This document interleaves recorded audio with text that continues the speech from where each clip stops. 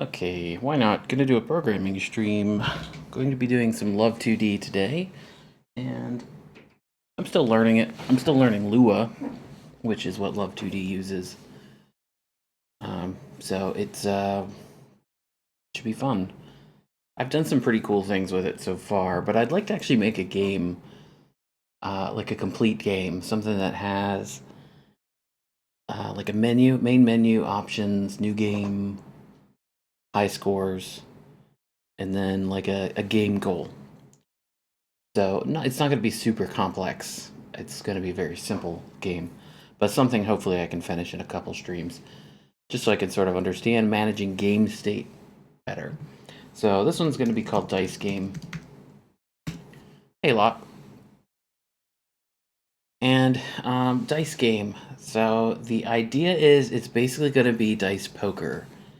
Like you toss 5 dice, and then you have one chance to like re-roll. So kind of like Yahtzee, I guess. I don't know if Yahtzee is 5 dice. I honestly have no idea. I haven't played Yahtzee since I was a kid, so it's gonna be very Yahtzee-like.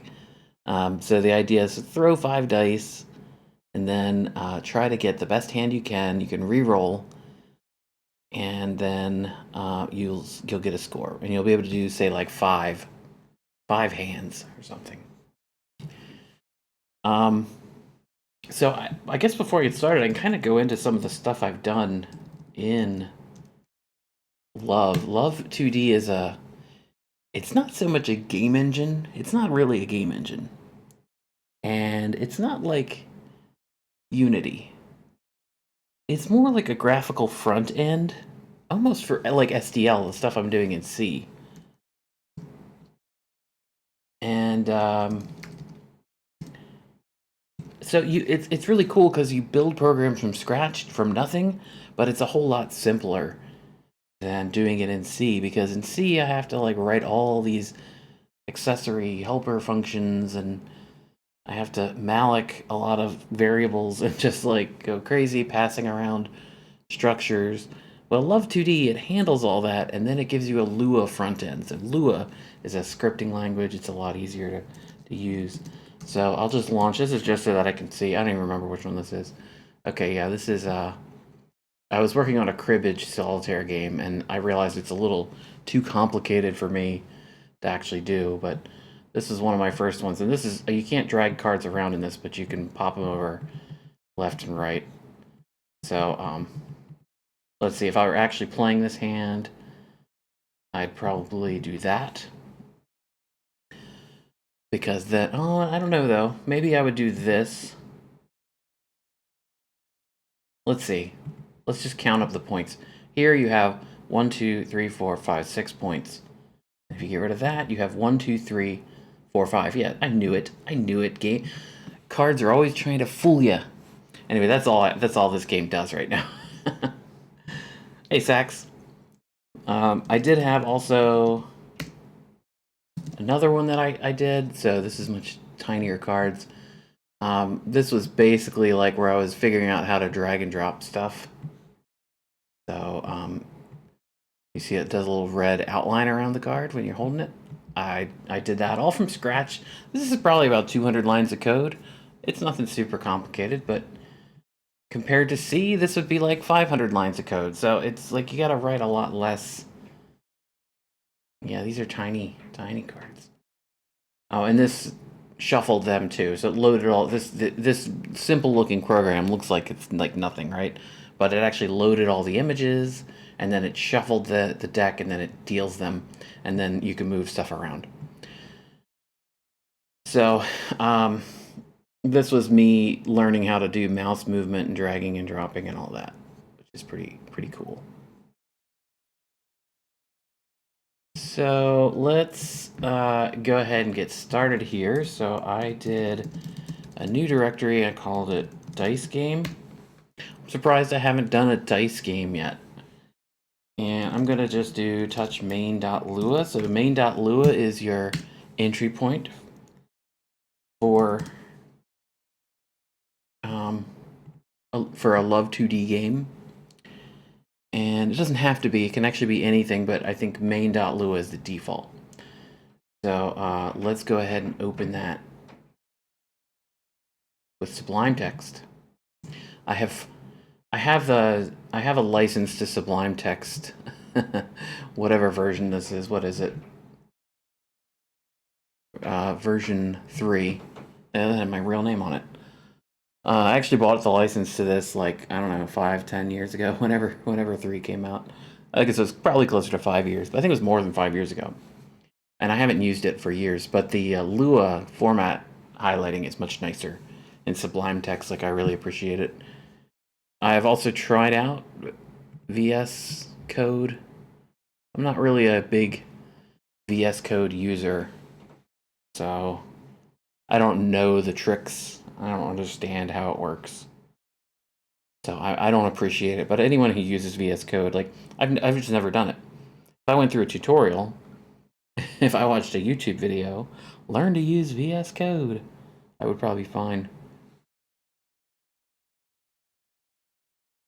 I should turn off notifications just in case someone tries to contact me while I'm streaming. And I'm fully cut off now. My watch is charging, and I'm in Do Not Disturb mode, so I'm cut off from the world. Twitch is the only input my brain will receive. Okay, so when you're doing, well, see, I haven't done this for a couple weeks. When you're doing a Love2d program, you need 3 functions at a minimum. And I think use the function keyword. And the first one's going to be called love load. And we're just going to do that. And then the second one's going to be called love update. And that'll have a DT in there. And then the third one will be function love draw. Yeah, you don't need DT there. Okay, so boom, guess what? We got a program. Let's just make sure this runs. It does. So I just, this would have taken me 10 minutes to do in C. It just took me 20 seconds. I have an empty window. Okay, I'm going to have to look up some stuff because I don't remember what it is, but I can actually go to my old other programs. Jesus, I have a lot of stuff in there. Let's go to Solitaire because that's my newest one. We're going to main. We're going to open. So let's set the stuff. Go do that. This is all good stuff. Oh yeah, love equals require love. You don't have to do this.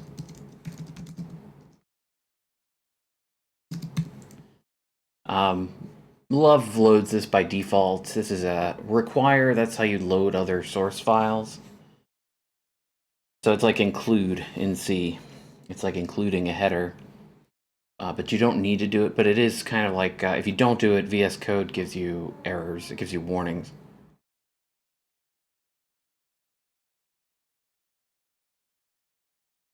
And I think if you do it in VS Code then, and you install the Love2d extension or whatever, it gives you, like when you hit love dot, it tells you everything that you can pull up.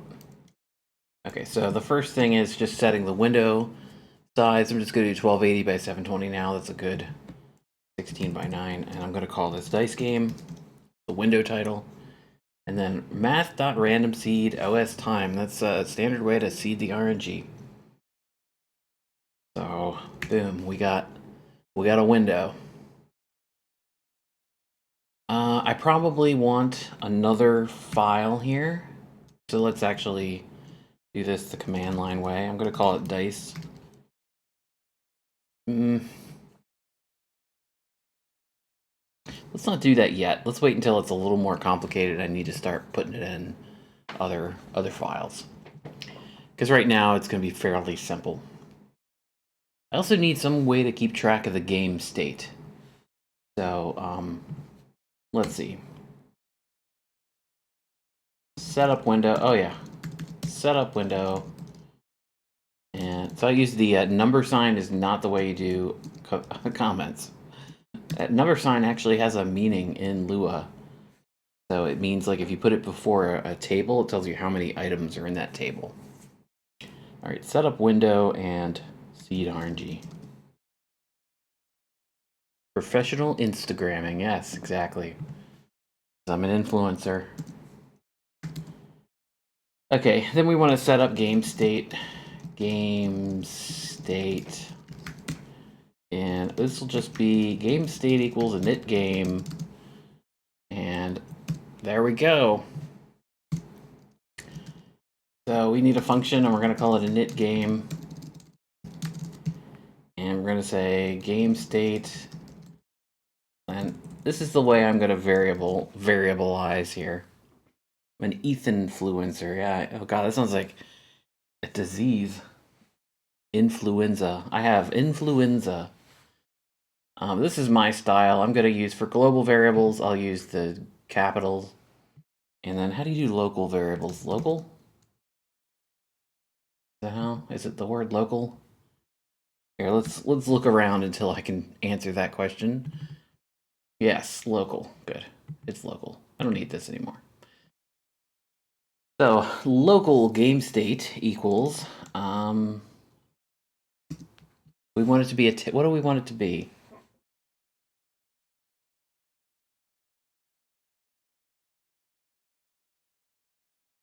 Yes, you'll get infected. Ethan infected. Ethan infected. Or Ethan infected, as some people say. I've noticed British people tend to say Ethanathan. And I think Americans tend to recognize the repeating nature of my name. There's no right or wrong way to say my name. It's like my real name in real life can be said multiple ways, and I never correct anybody. I just have heard everything, so I just, whatever people call me, I'm just like, yeah, okay, I'll answer to that. Local game state. How do I want to handle the game state?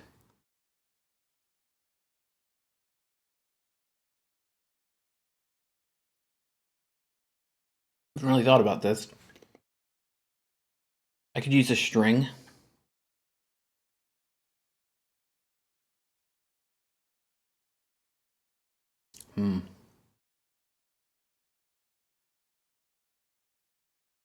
All right, let's all do it for now. So game state is just going to be new, and then we're going to return game state. And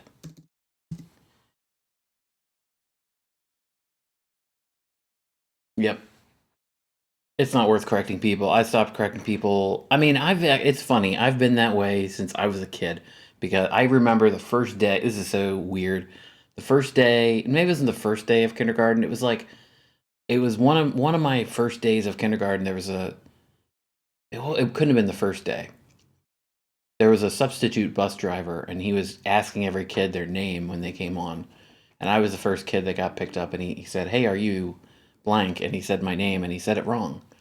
But I knew he was talking about me, so I was like, yeah. This is like, I was 5 years old, and I was already like, yeah, that's me. Just pronounce my name. I don't care. I'll take it. And I've been that way my whole life. There's been a few times in my life where I've tried to correct people, but it's just not worth it.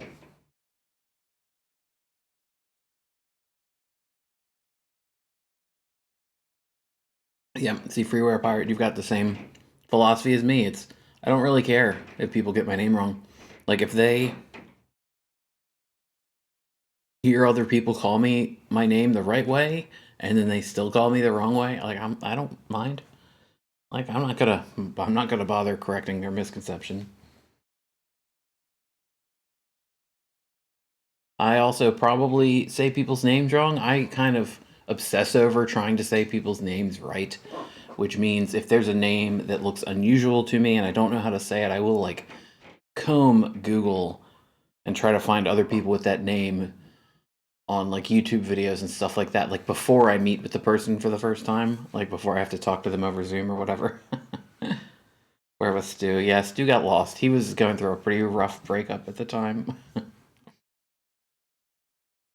Okay, so we got the game state, and this is a dumb way to do this. Like, I make a function, I make a local variable that just contains the new string, and then I return that string, and I assign this to the global variable. If I make this more robust, that's why I'm doing it this way.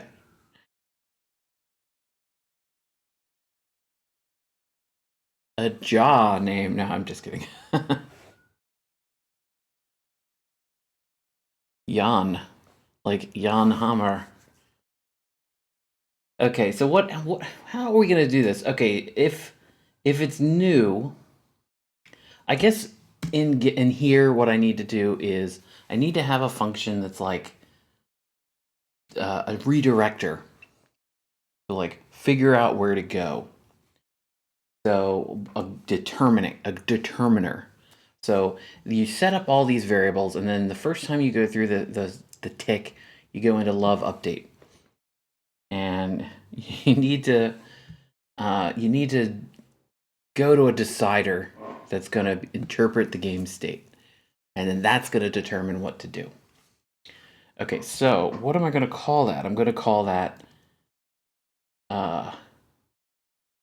game state equals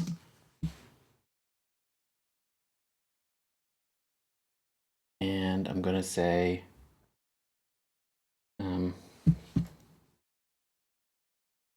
God. My brain. Where is my brain right now? Can't just call it game decider. I'm going to because I'm an idiot. Game state. So I'm assigning. So first of all, I'm going to have a function called game decider. I'm passing the game state to it, which by the way is a global variable, so I don't need to do this. But then I'm reassigning it to game state at the end. So game decider, game state. All right. So now if game state is equal to new, oh, you don't need parentheses. Then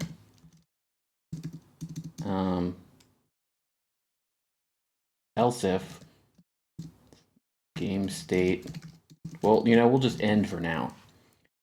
Okay, so then we're going to have dice.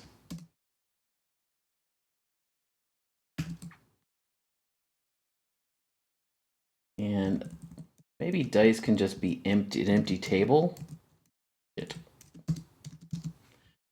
And then we should pass the dice over to that each time. I'll call this dice hand.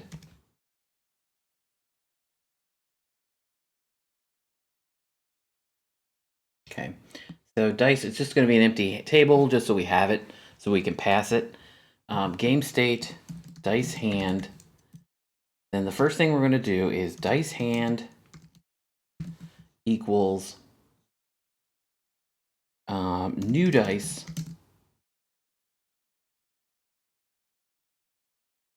And what this means is game state dice hand equal, and at the end, we're going to return game state dice hand.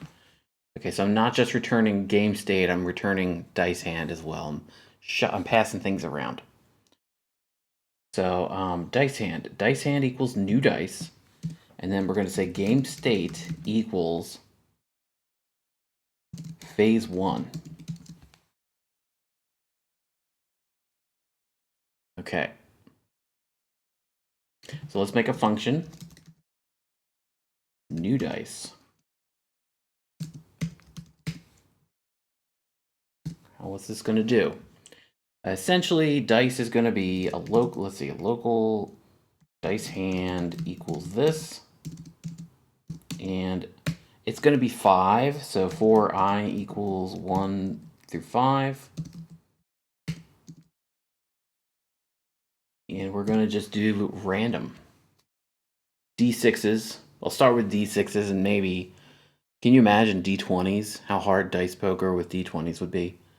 It would be impossible. I mean, you'd have to have like 20 of them. That would actually be pretty cool. You have like 10 D20s and then you can pick 5 at the end. You can re-roll them however you want and then you pick 5. That'd be pretty cool. Okay, and then we're going to say dice, we're going to say table insert in dice hand, and it's going to be math random 1 through 6. Okay, and then we're going to say return dice hand. I need new glasses. And the funny part is I don't need them for my eyes. My eyes have remained unchanged. But I bought these glasses in 2009, and I have been living with scratched up, bent glasses forever. So I'm envious of you. I'm lazy. And I probably should go to the eye doctor, but I'm pretty sure my prescription has not changed. I'm very lucky. It must be all those carrots I don't eat. Okay, so now we have a dice hand. So game state, we need to say else if game state is equal to phase 1, then do we have to do anything if it's phase 1?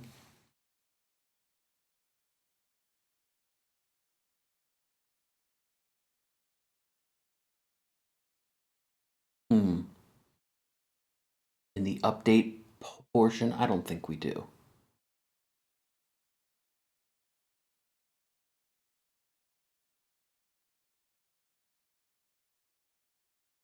Blue light, what's that?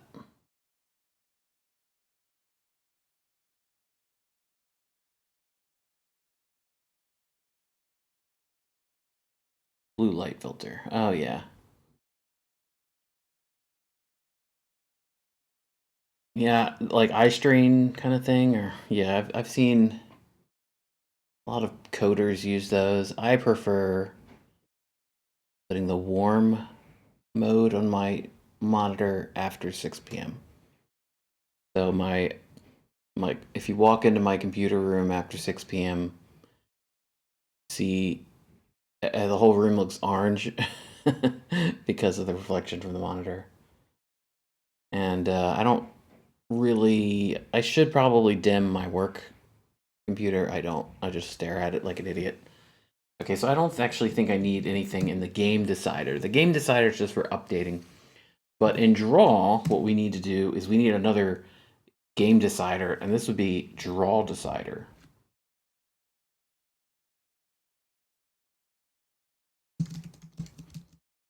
So we'll just pass those on. So draw decider now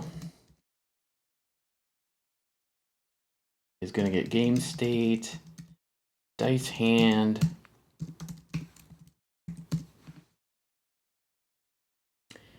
and this is where I actually have to do something creative, semi-creative. So let's just go over here real quick, and we'll do, let's see, what's 40 times 6? 240. All right, this is what we're going to do real quick. I don't need the preview, come on. This doesn't have to be perfect. This just has to be good enough.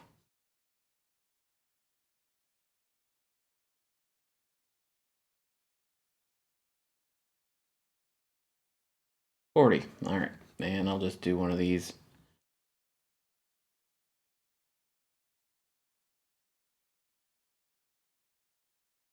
I need 2 more there. 1, 2, 3. Whoop. I actually suck at this pixel art stuff, but it's all right. It doesn't matter.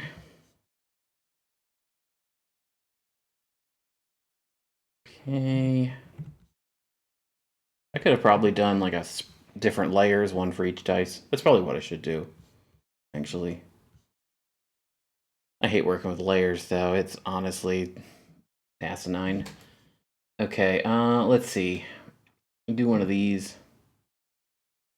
That's my middle ground. That's about the middle, right? Here's what I'm gonna do to see.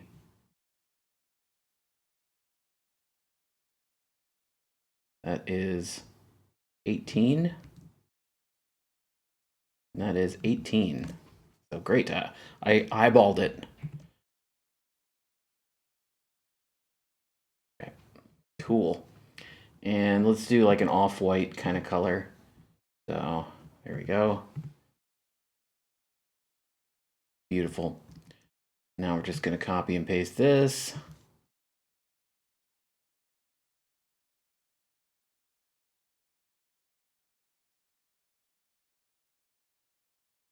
I'm sure there are actual tile sets. Let's see now. Yeah, so for this one, I'm gonna do this. 1, 2, 1, 2, 3, 4, 5, 6, 7, 8, 9, 10, 11.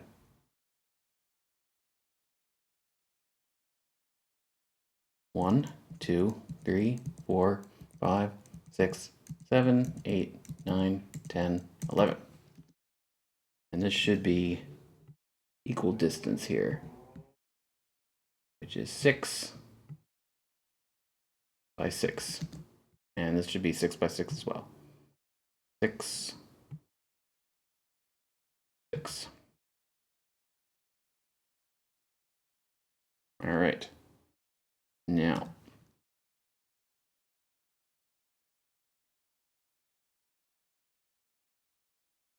laziness. Laziness, ultimate laziness. There we go. Now we got 3. 1, 2, 3. Now, and you know what? For 4,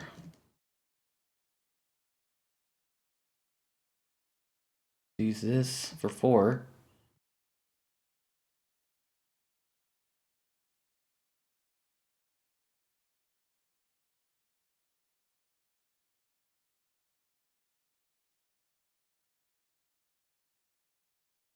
There we go. And then, oh my god, for 5, holy shit. Look at these little corners I can cut. It's amazing.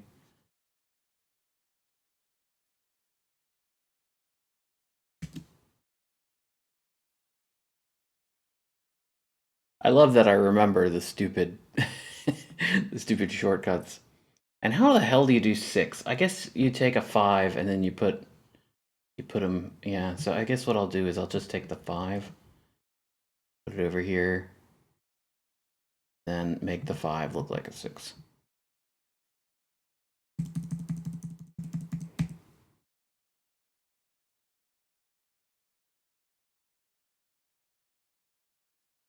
And I might want to make these red. Little dots, maybe. I don't know. I don't want color to mean anything in dice poker. It's not going to mean anything. It's just going to be like I'm not going to. There's not going to be any flushes because there'd be no way to do flushes. You'd have to. Oh, it would be so annoying. You'd have to have black and red for everything, but then you couldn't have like straight flushes. It would just be needlessly complicated. So there are my dice. I think that worked out pretty well. So we're going to go into dice game. What is that? Fake curses. Fuck you, Rust. That's my Rust learning folder. And we're going to make a new folder in here called assets. And I'm just going to call this dice. And I'm going to export.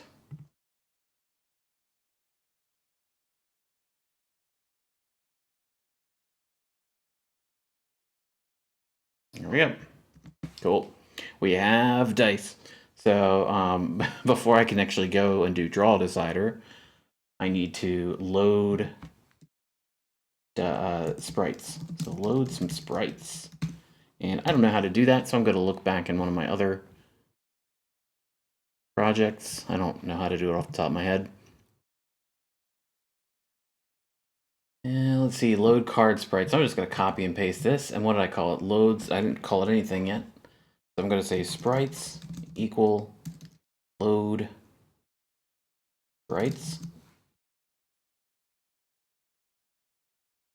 And that comes before anything else. That should be before init game.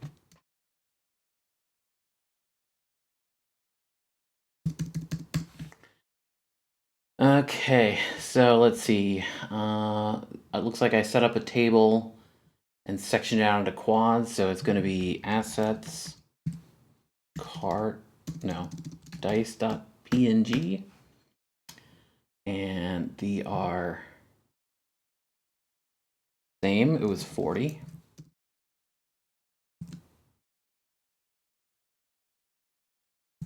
Number of rows, 1. I don't need that actually. Number of quads equals 6. And image width is 240. Image height is 40. Okay, now we're going to iterate through and section into quads.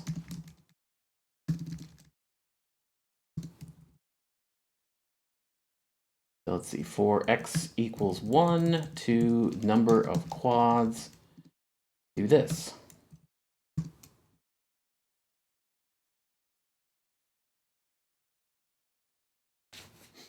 All right, x minus 1 times dice width. And position y is always going to be the same. It's going to be 0. I don't even need to put a variable in here, but I'm just doing it to do it. And then let's see, sprites dot quads, love insert graphics, new quad. Pause x, pause y should be dice width, dice height, image width, image height. And that should be okay. And just, well, there's no need to, I should move that outside of the for loop so I'm not like signing it every time. But there's no need to. It's, you know, it's like such a stupid optimization. It's only going to happen 6 times. If it's doing it a million times, then yeah. Okay, so then return sprites, and we have sprites, so just that simple. Is that where I actually put the file? Yeah. Assets. Yeah, assets. Okay. Cool.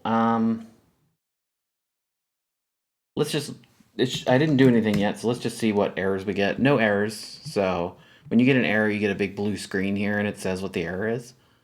So everything's working so far. It's not doing anything yet. But it should have assigned the dice. So draw decider now if game state is equal to phase 1, then this is where we're going to do that. And I'm going to have a function called draw dice, dice hand.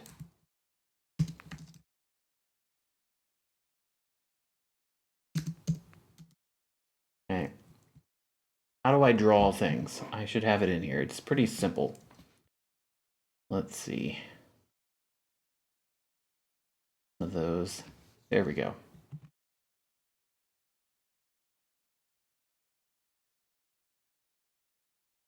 All right. I'll have to just put that in. Or, and it should be I. I don't like this X thing. I don't know what the hell I'm thinking. What am I thinking? For x equals 1 through 5. We have 5 dice in our hand.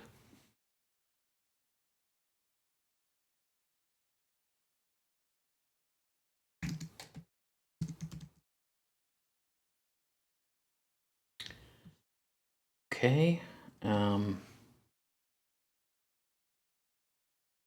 What we're going to do is we're going to do pause x something, and we'll do pause y equals, we'll just do 20 for now, and it'll be 20 plus 20 times I minus 1 plus 40 times I minus 1. And this, why did I, you should use I. Why did I use X? I have no idea. Okay, so this should just put them like, it's going to draw the first one here, the second one here, the third one there, and so on and so forth. If my disgusting parentheses math is right. Okay, then, oh, I need the sprite. So guess what I need to pass around to stuff? This is draw decider needs sprites.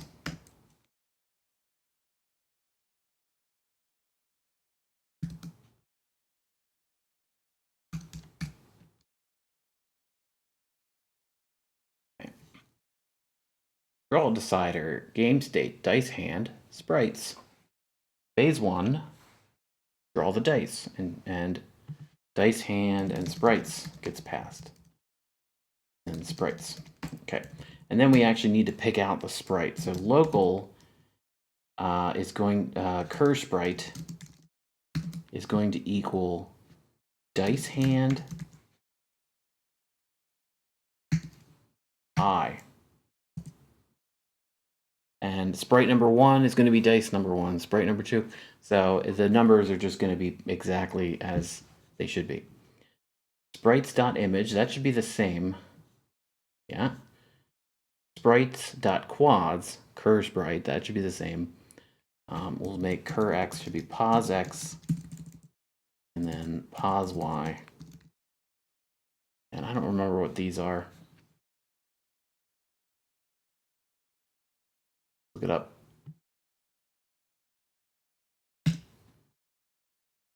Look it up. I have to, what is this? Love.graphics.draw. I don't know where any of this stuff is. Love, here we go. Love.graphics.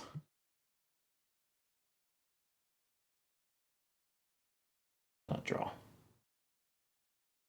Okay, so what do we have? We have sprites image, then a quad, and then position X, position Y. So drawable XY gets different texture quad, XY, and then rotation and scale factor.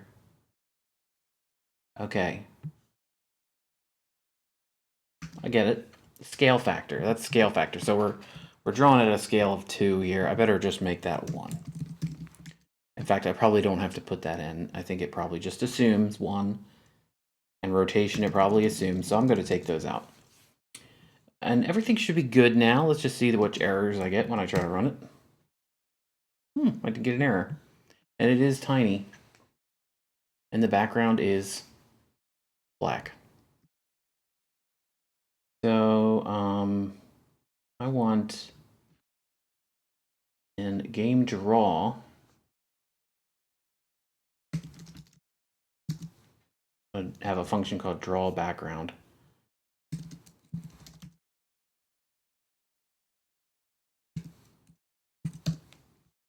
I have that up here. Draw board. I'll just figure out which ones I want here. This is how I code. I just look at old examples of how I did it before. Draw background.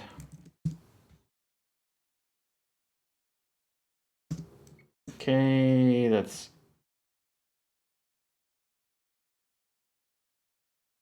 No, that's actually not how I want it because, let's go back to that page I was just on.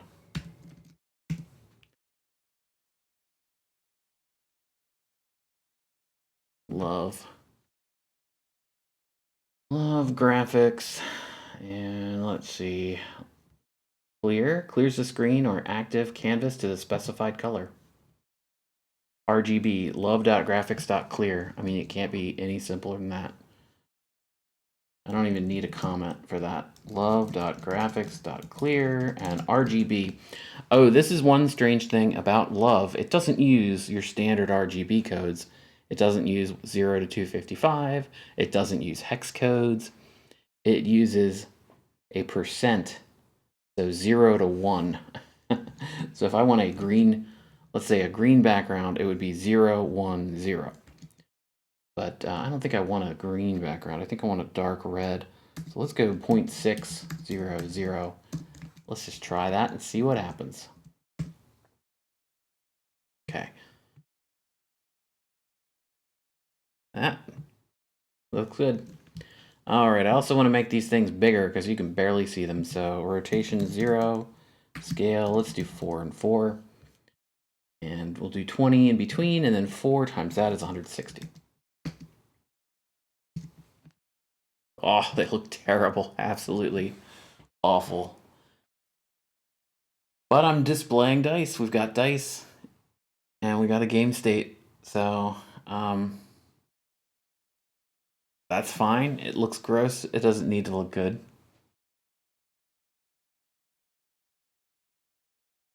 Well, it looks like I'm getting text. Hang on a second. I'm in do not disturb mode, so... Oh, apparently Jeopardy was rough tonight. I don't have any way to watch it. Sucks. Sucks when you don't have like local TV. Okay, maybe I can change that to 3 and 3 and then 120. Oh, let's just make it looks a little nicer here. I also think maybe I want to put it down at the bottom, down here. So let's do, instead of 0, or instead of 20, let's do, let's see, 720 minus 120 minus 20, 580. Great. You can't see it because it's off the screen, but there we go. I wonder if there's a way to set the position of the window here, because it bothers me that I have to drag it up every time. So it would probably be love.window. And let's see.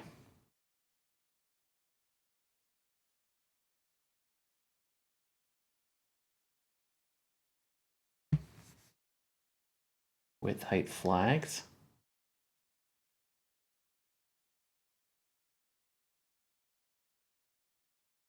Number X, okay. Width height flags, okay, so X equals, let's try that out. Not done this before. X equals, let's say 100, Y equals 100. Let's see what that does. Cool, it just pops it right up. You can actually see it pop up down in the lower right, and then it just moves it right away. So, wonderful. So now I don't have to worry about dragging the window around every time I launch this thing. But maybe let's do a little more like 40 and 40.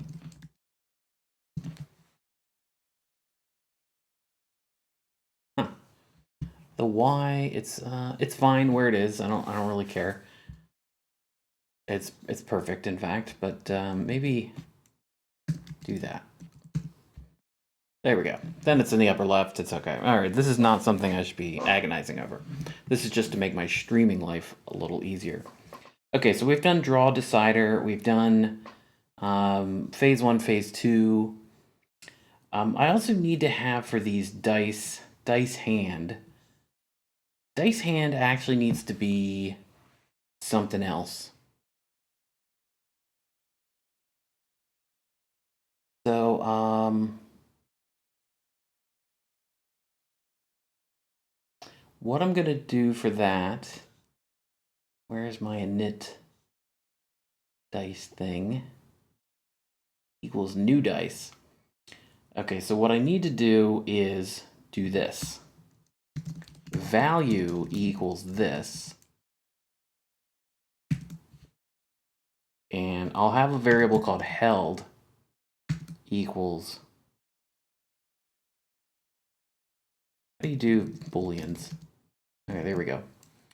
So now every dice is going to have a value, and then it's going to have, is it held or true or false? Okay.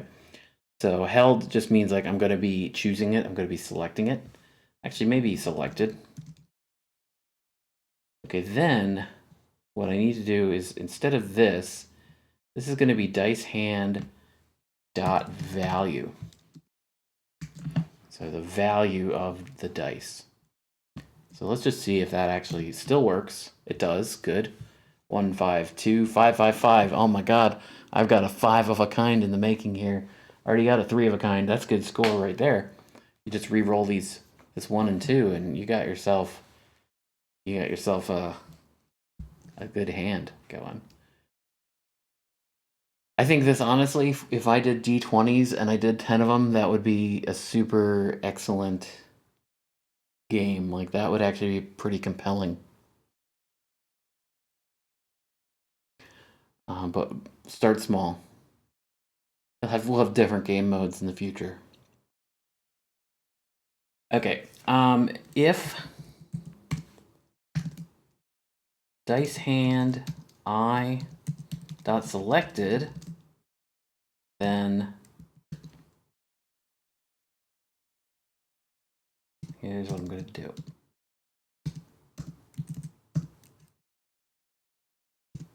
Pos y equals pos y minus. We're going to move it up. So it's 120, we're going to move it up 60. And I'll just make that a single line. Something I have to get used to with Lua, if you make a single line if-then statement, you need if, then your statement, then your assignment or whatever you're doing, and then you need to include end at the end. I forget the end all the time. So it's just the way it is. All right, good. Okay, now we can do some mouse clicking stuff. So let me go on here and see what it is. It's love.mouse. And we're going to say mouse. No. Is down. Check whether a certain mouse pressed. Here we go.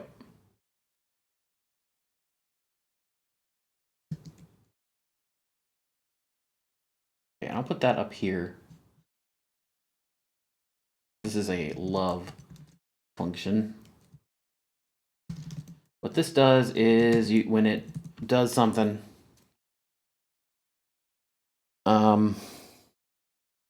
yeah.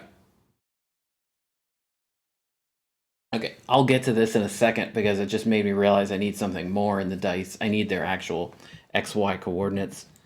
So x is going to equal this, and y is going to equal 580.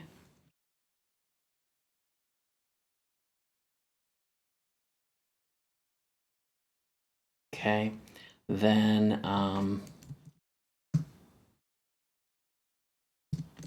we're going to have this in here. Then y adjust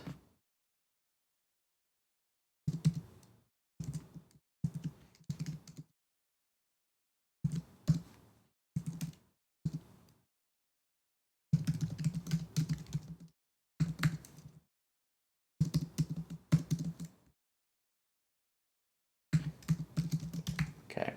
Then what I can do is instead of this, I can do dice. And you know what? First sprite pos x equals dice hand I dot x. We're just going to pull them out. It's a little easier to do it. You don't have to do it this way, but it just makes more sense. Pos x, pos y. And there we go.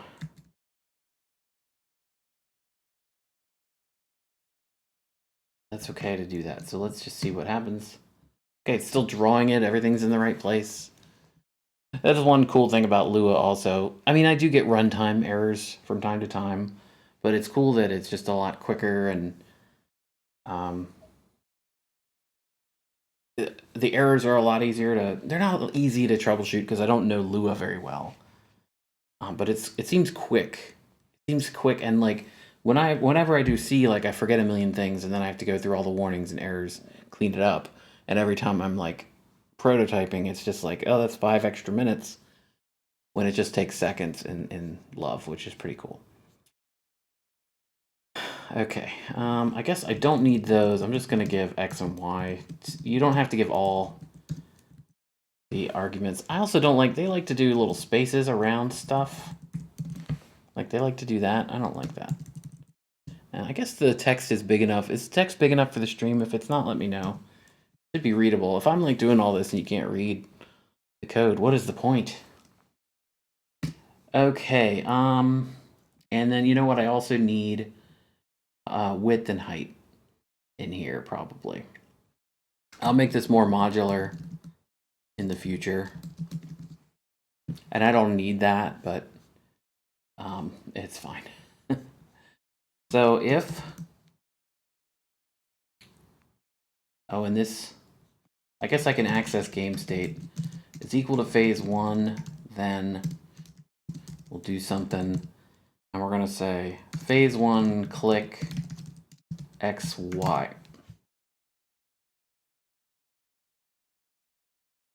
And probably XY dice hand. And we will reassign dice hand. Okay, so phase 1, click. If you're in phase 1 and you click, at the end, we might make changes to dice hand, so we're going to return it. We have to make sure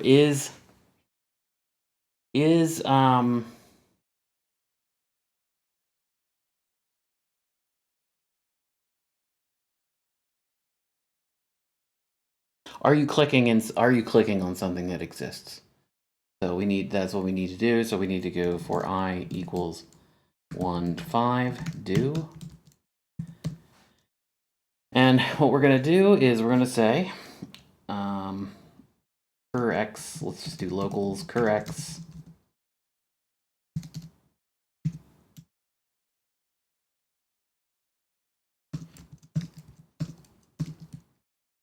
cur y, cur width, cur height. All right, so if x greater than or equal to cur x and, but I don't need parentheses, x less than or equal to cur x plus cur width and y greater than or equal to cur y and y less than or equal to cur y plus cur h, then we're going to do something.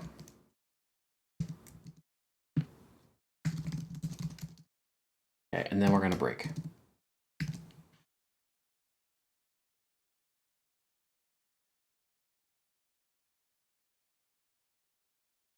How do you do not? How do you do not? This is a good question. I don't really know. So x equals false. Not x.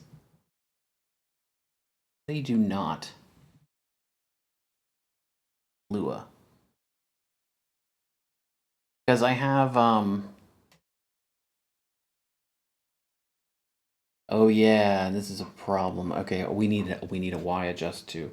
So I just realized the idea is when we click on a dice, it's going to move up to show that it's selected.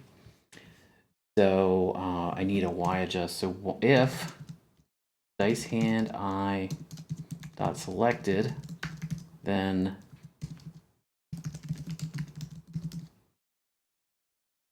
y adjust equals -60, and this will be cur y plus y adjust, cur y plus y adjust. There we go.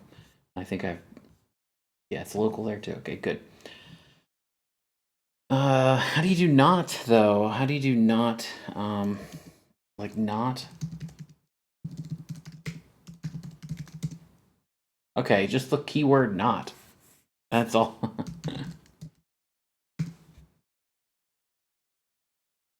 Okay, so we have picked the dice, and so what we're going to do is one selected. That's a true false, so we're just going to do not. That works. That should work. All right, let's see what I got wrong. And then we're going to return dice hand. So, and it should be reassigned up here. Mouse pressed, dice hand equals, yeah. All right, this is usually where stuff starts to go wrong. So let's just see how wrong it goes. I'm clicking around, nothing's happening. Let's click on this. Oh. It works, okay. Cool. I think it works. I'm clicking here, nothing happens. Then I click there, nothing happens. There, nothing happens. So good. So now we can select dice that we want to re-roll. So in this case, for example, I would want to re-roll that 5 because I have 2 1s and 2 4s. So I have a chance for a full house, right? So I would roll this 5. Yeah, there's nothing better. Unless you don't like a full house and you want to go for something bigger, then you would maybe get rid of these.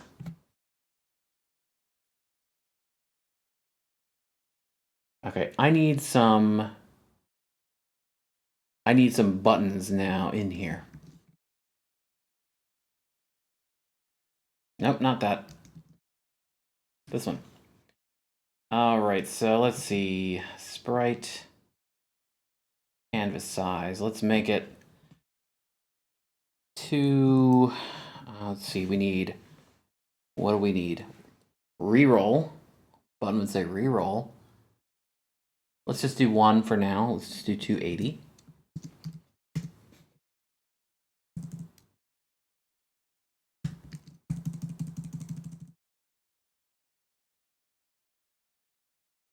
Make sure that I don't go off the edge here. Okay, and then we need a button. It's just going to be a 40 by 40 button, and it's going to be shaped like a dice, a die. So we're going to die it up, but it's going to be something a little different. It's a button, and it's going to say, let's see.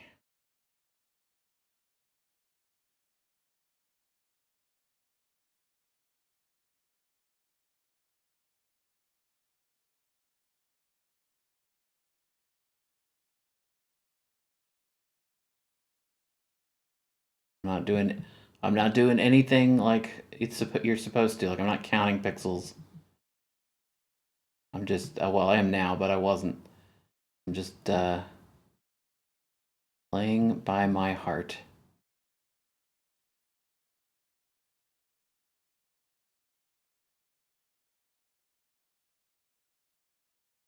It looks terrible.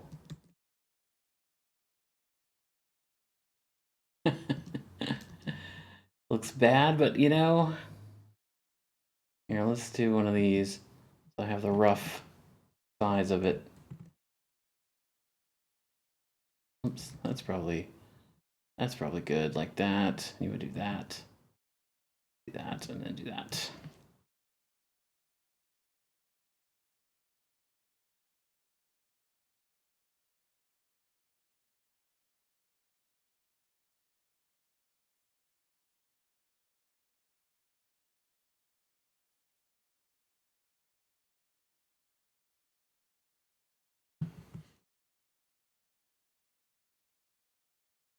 There we go. It says reroll. Oh, and I can probably center that. I can't believe I got that on the first try. That's amazing. That looks pretty close to me. Maybe it's like 1 pixel off. No, it's like perfect. It's how did I do that on the first try? I'm just good. I'm just naturally good. Okay, so re-roll. You're gonna re-roll the selected ones. Alternatively, I could just draw like an arrow on over top of them instead of like shifting them up. I don't know.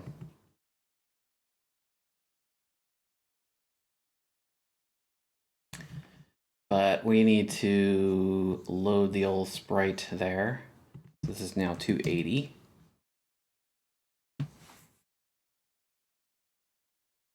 And draw decider. If it's then draw dice. Okay, so then we need draw dice. We need draw dice. We need to draw the button. So that'll be in the upper left.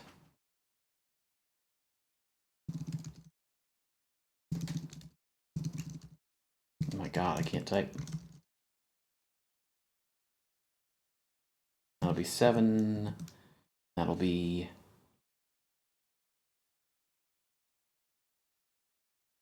20, 20, 0, 3, 3. Okay. See how that looks. Whoa. Let's see. On 85, there's a problem on line 85. Let's see if I can see it.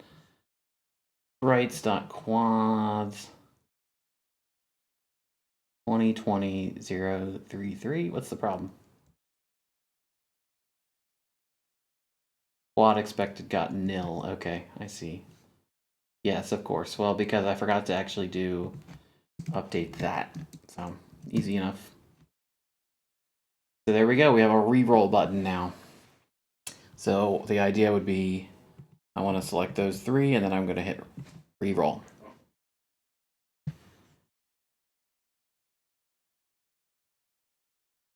Okay, and this is in your phase 1 click.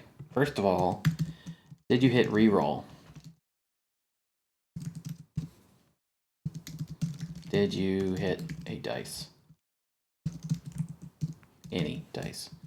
I don't like the word die. Did you hit a die? I've never liked singular die dice. It doesn't make sense. Language. Stupid. Language is stupid. Did you hit re-roll? I don't have like a table or anything. But if x is greater than or equal to 20 and x is less than or equal to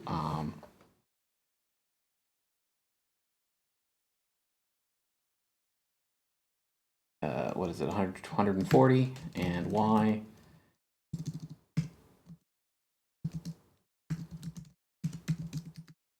then what we will do is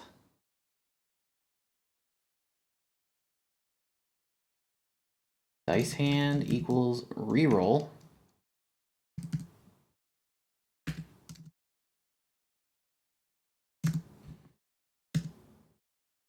And then we will need game state in here, and that'll be phase 2.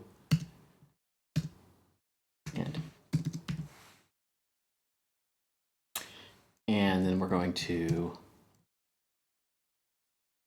say else.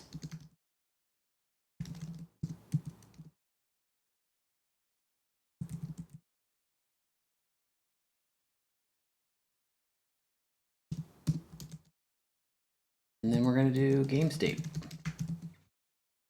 Means we need a game state. Phase 1 click.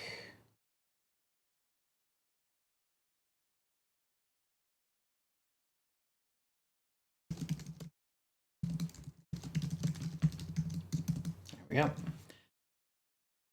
Game state equals phase 2. Else did you hit any dice? Then enough.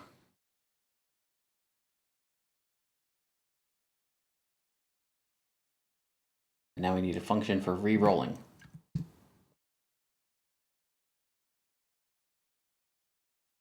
All right, so function reroll 1.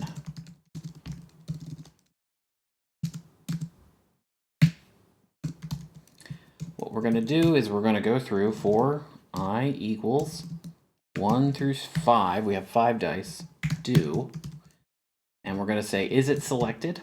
If dice hand I dot selected, then we're going to say dice hand value equals math random 1 through 6. You can re-roll. Here's something that I really, okay, when you're playing Dicey Dungeons and you're playing the warrior, you get 3 re-rolls of any dice you want. So you just get a free, every turn you can re-roll up to 3 times. I love it when I have a 1 and I re-roll it. Oh my god, that was my phone. Sorry. I re-roll it and I get another 1. And then I re-roll it and I get another 1. And then I re-roll it and I get another 1. It's like so astronomical that should happen, but it seems to happen all the time. That's what I love about randomosity and RNG. It's just, you can calculate, okay, there's like a, I don't know, what's 36 times 36? 1 out of 1,296 chance of that happening. But you see it happen, and it does seem to happen. 1, 1, 1. So I love that about dice. I love that about cards. I love how the probabilities, you have probabilities, but they're meaningless to reality. Like reality has its own agenda. And then dice hand I selected equals false. Yeah, I love statistics. I mean, I do a lot of statistics for work, It's one of my most fun like tasks that I do. Number crunching, doing hypothesis testing, really. And I didn't understand this when I was in college, when I was an undergrad. My calculus, I was really into math, and I loved calculus. And I took calculus and I took stats with the same person. And I remember talking to her about it. I was like, "You must hate teaching stats, right?" And she was like, "No, I actually," because at the time I really liked. I was into calculus. I thought it was fun. It could be fun. And I didn't really like stats so much because I hadn't really had much experience with it. And I remember her being like, "No, I actually really like statistics. That's what I did my PhD in." So that was eye opening that like a mathematics professor would prefer statistics over calculus. And now I think I like statistics more than calculus because I don't use calculus. I did back then. I used it for stuff back then. I don't anymore. I'll say rarely do I find the area under a curve. I will find the area under a curve at times, but I'll usually approximate it. I usually won't use calculus. Um, or I'll use like an R package that does the calculus for me. I don't do it on paper, calculus is more fun when you're doing it on paper. Okay, so then we want to do selected. We want to unselect it. And then at the end, we want to return dice hand. So dice hand equals that, and then phase 2. Okay, so I think in draw decider or game state equals phase 2, you're going to draw the dice still anyway, right? But we can no longer click on them. Let's just see what happens. I know I forgot something. All right. Oh, look at this hand. Damn, this would be a good cribbage hand. Dice cribbage. Because look, you got 3 threes and then a 4-5. So not only do you get 6 points from the 3 threes, but then you'd get 1, 2, 3, 4, 5, 6, 7, 8, 9 from the runs of 3 to 5. And then from 3, 3, 4, 5, that's 15. 3, 3, 4, 5, that's 15. And 3, 3, 4, 5, that's another 15. So you'd get, if this were cribbage, this would be 21 points. All right, let's select these two though and re-roll them. So re-roll. Oh, I got another 3. Sweet. Can't do anything yet. But yeah, I think I'll allow 1 re-roll. So like in poker, you only get 1 shuffle, not shuffle. What do you call that? Where you turn in your cards and you can get new cards. And I think in poker, you're only supposed to do like you can either do 3 or 4, but you can't do 5. But I'll let people re-roll everything if they want. 3, 2, 2, 3, 4, 5, 6. I got a straight, so why would I re-roll that?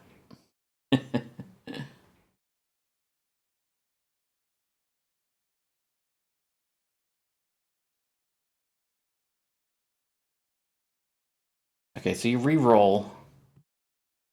Let's just say we pick those 3.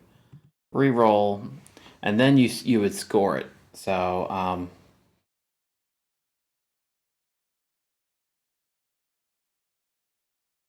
I don't know. Should I allow in this game? Should I allow more dice? Let's say you have 10 dice at the bottom, and then you have to pick 5. That'd be a little more fun because it would give you more. Because then in phase 2, you would choose more dice to pick.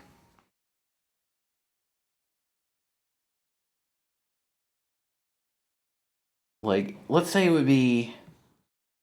Let's see. That's 5, 6, 7, 6, 7, 8. Say you have 8 dice. I think that's what I want to do. So let's figure out how to do that. Dice hand. If game state equals phase 1, no. Game decider. New dice. We're going to do 8.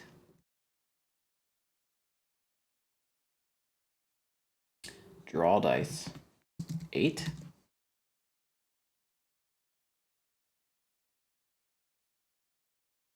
Cool.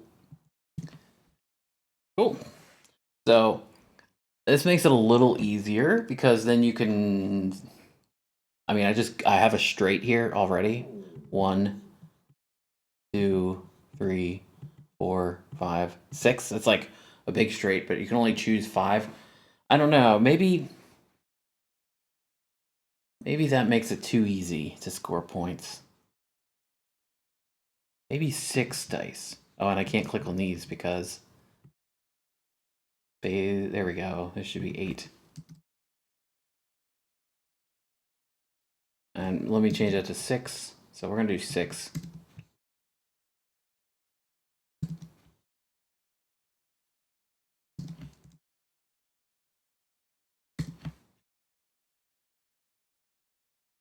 Okay, so now we have 6, and we can get rid of 3, re-roll, boom. Oh my god, I got a 5 of a kind.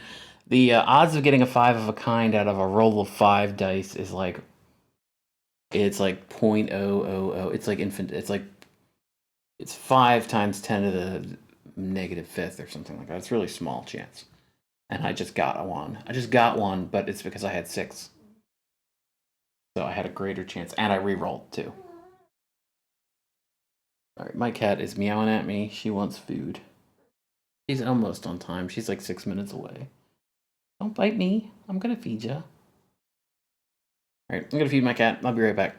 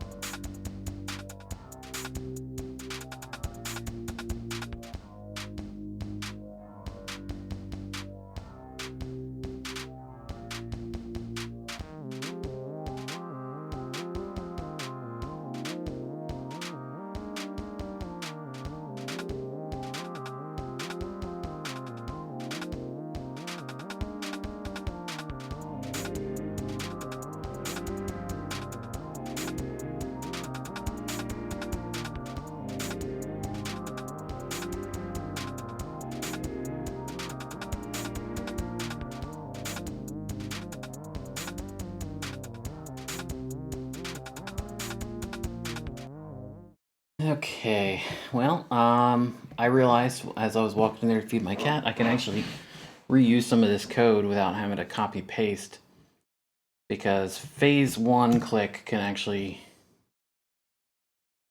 do this. It could be called phase 1 2 click.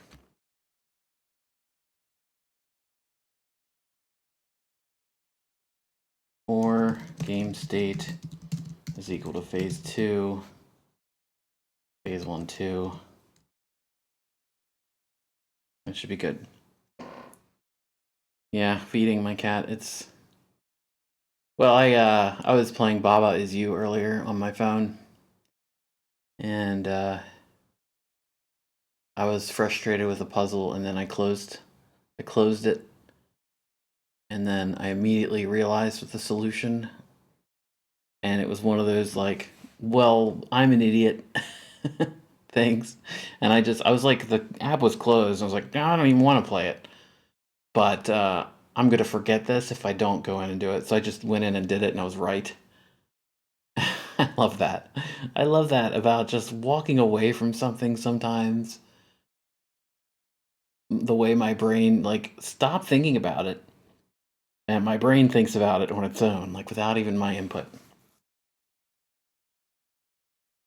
Okay,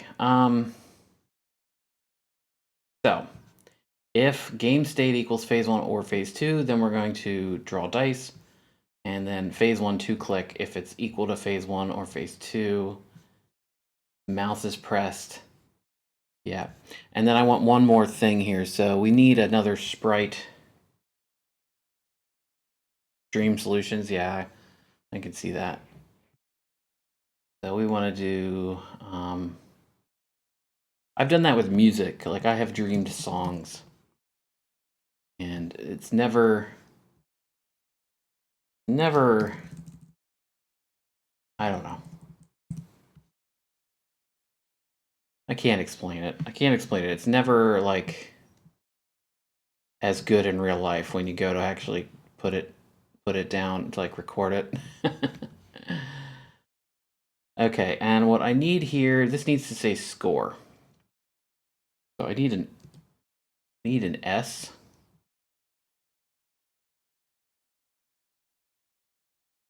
One, two, 1, 2, 1, 2. Oh my gosh. I don't know if my mic is picking up my cat. She's like yowling in the other room for no reason.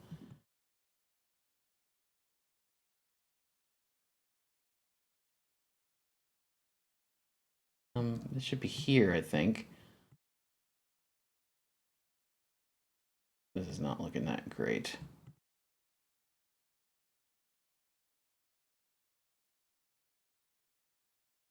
How the fuck do I do this? Jesus. You know?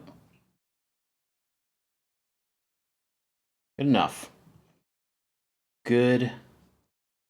It's not good enough. It's ugly as shit. Like, what was this? Okay, no, this is how we fix it right there. Maybe one more. Great, that's great. I mean, that looks perfect. Looks like a little snake. All right, so we're going to do that. That's going to be here. Then I need a C. So we're just going to do one like this and like this. Mini. That 1, 2, 1, 2, 1. There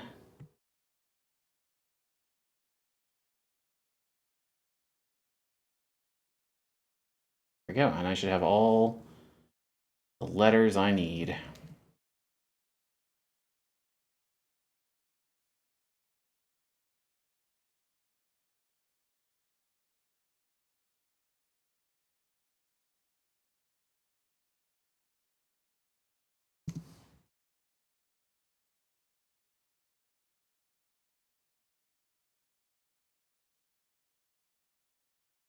Oh, I have this song.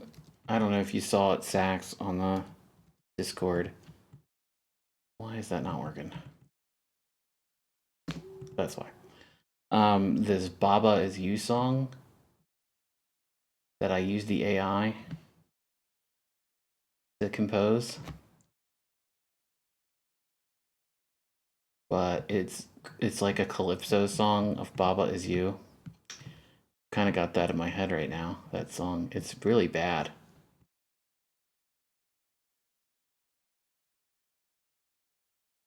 It's really bad. Oh, that's perfect. Good. But I want the background to be red. All right, it's like final score. build a binary tree, you dreamed the solution. That's a pretty unique dream right there, but I totally understand because I have those dreams too. Especially if you're struggling with something. All right, close this. We got the score button now. Okay, this is like not very modular. I'm just kind of, you know, sticking things in willy-nilly. But when we draw, if draw decider, then draw dice. Okay. So what I do need to, oh, I do pass game state. Oh, I don't. So I will. Just make that decision in here. Don't really need the game. We don't need the draw decider. Okay. If game state is equal to phase 1, then button equals 7. Else button equals 8. End. And that'll be button. That should be a local. Well, do that. Need to make it local. We don't want to insert a new global into the universe. Let's see what that does. So let's go ahead and do this. Fuck's sake, what is that? Oh, I know what that is. I forgot to change some. Forgot to change this. All right, good. So let's see. So what would we do? We would do probably this and this. And we have 2 5s and 2 2s, and we would re-roll. And oh, now I have a full house. And then we would click score. Okay, there's a problem because it is like letting me re-roll and it shouldn't. So I'm not sure what that is. If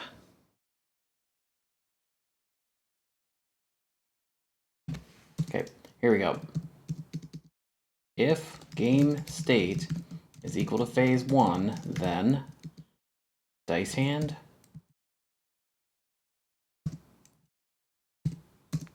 else if game state is equal to phase 2, then do something else. I'm thinking I'm going to have a phase 3, so we're going to score. So it's the score button. We're going to say score hand dice hand.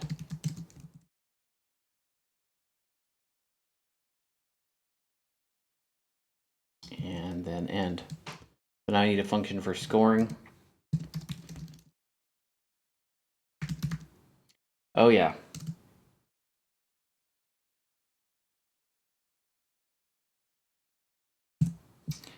And this is going to be score equals if score and score valid. So if valid is equal to true, then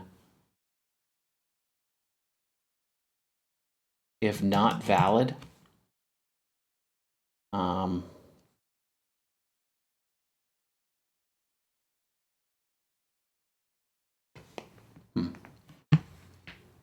if valid, then we're going to say game state equals phase 3.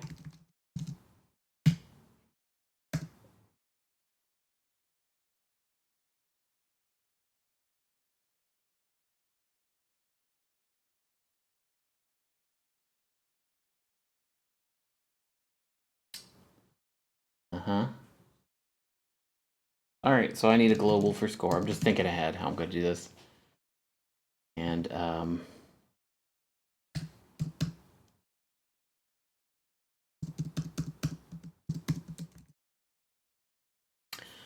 so invalid would be if you don't have 5 things selected, or if you have 4 things selected, or if you have 6 things selected, you need to have exactly 5 selected. And I'm not going to give any feedback for now. I'll handle all this later. This is like I know the rules. The player won't know the rules, but I'll have to teach the player. But I need to put the skeleton of code in place.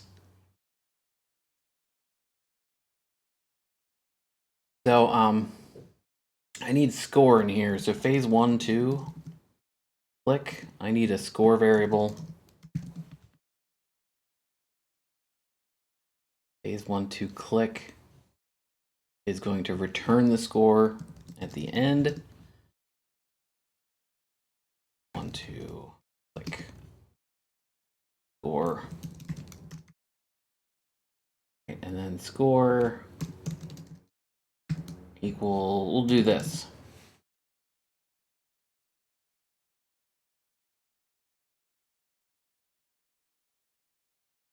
Okay, so now this is actually going to be a little challenging, but it's not going to be that hard.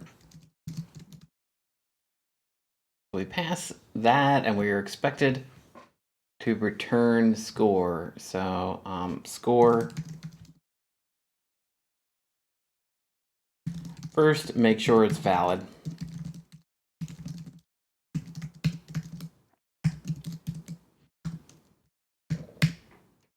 All right, we're going to say local selected equals 0.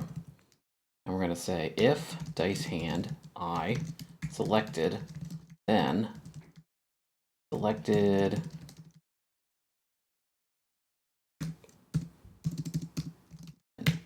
and if selected not equal to 5, then we're just going to return dice hand and score.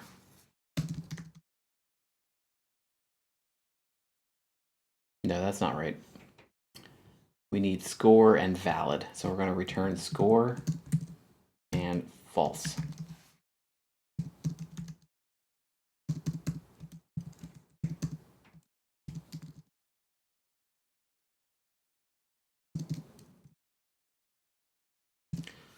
Okay, then we'll have to determine score. Determine hand type. Okay.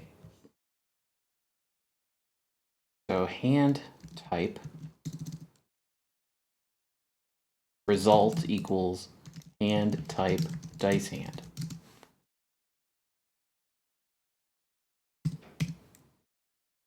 So we need a new function for that. Dice hand. Now, what am I doing? Hand type dice hand. Okay. So for this, I've thought a little bit about how to do this. What we're going to do is, first of all, is it a 5 of a kind? No. Is it a straight? Is it a 5 of a kind? Is it a 4 of a kind? Is it a full house? Is it a 3 of a kind? Is it a 2 pair? Is it a 2 of a kind? No. It must be die high. If it's die high, that's like one of a kind, I guess.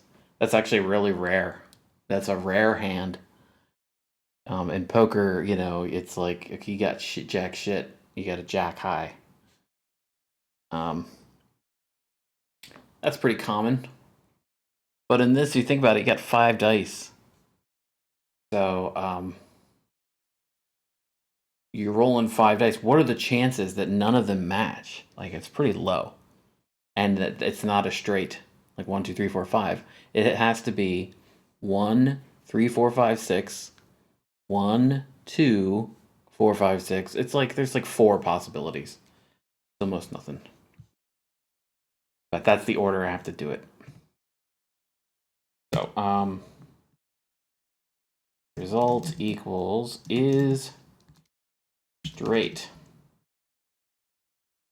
I'm just gonna make a little helper. I don't know. Here's what I'm gonna do. If is straight, then return result Great.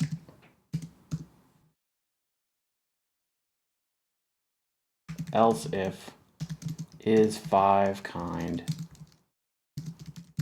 then return 5 kind is 4 kind, return 4 kind. Stupid, but is full.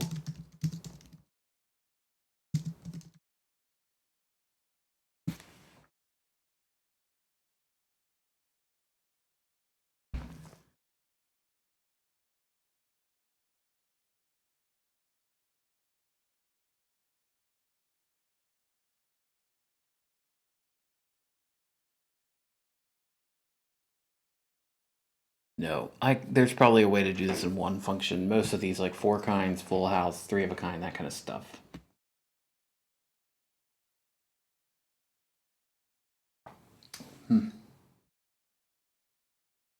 I'll just do it this way, just to get it done.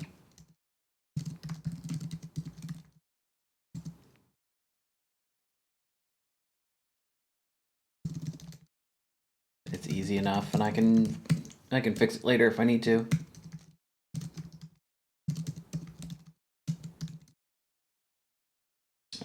Is 3 kind, full house, 3 of a kind, 2 pair.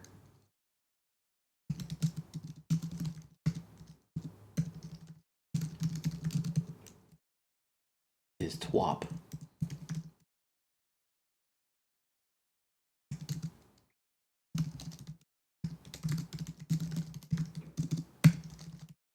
Turn 2 kind.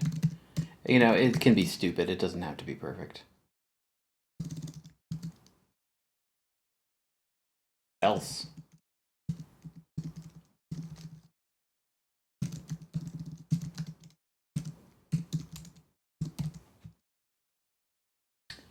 One, 2, 5 of a kind.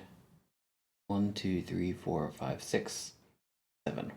1, 2, 3, 4, 5, 6, 7. Okay, good. That's just logic. All right, so now I just need to write these functions.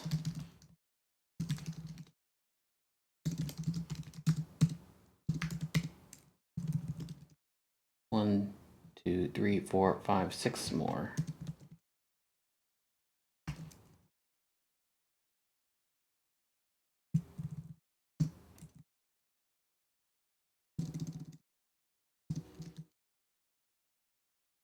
Too kind. You are too kind.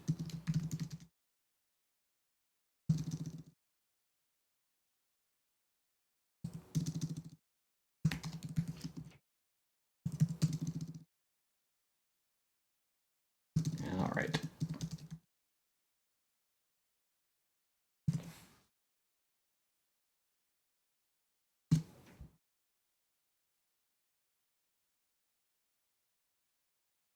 Okay, values equals this for I equals 1 through 5, 1 through 6. Do if dice hand I selected, then table insert values, dice hand I values.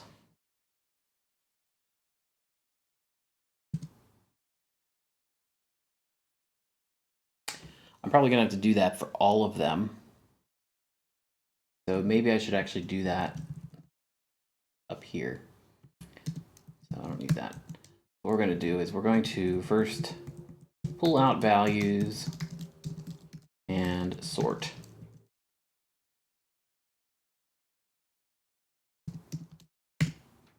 And then table sort values. Okay, and then I don't have to do that. Go through logically. Go through hands in an elimination order. That's what's going on here. And this would be this. Just so I don't have to sort that every time, I'm going to sort it first. Okay, and then these can all change.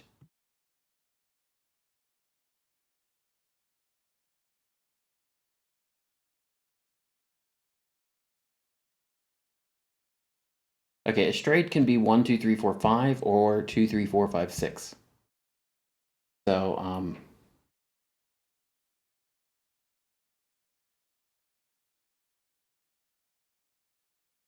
if they're in sort order, then what you can say is values.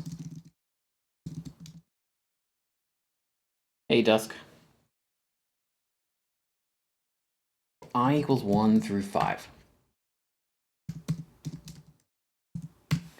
Fucking hate. I haven't done SQL or SQL, whatever you want to call it. I haven't done that in so long. It's probably been 20 years. It's probably been over 20 years at this point. I learned it a long time ago. I didn't learn it. I knew I would never learn it well enough to actually be a database manager or anything like that.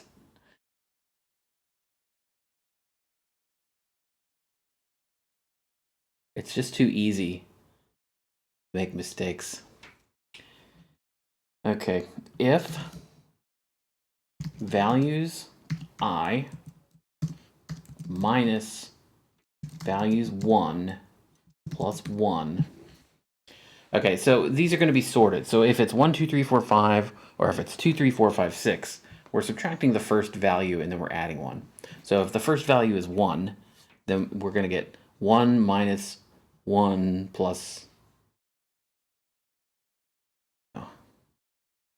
We're essentially just subtracting the minimum and we're adding 1. So it'll change everything to 1, 2, 3, 4, 5.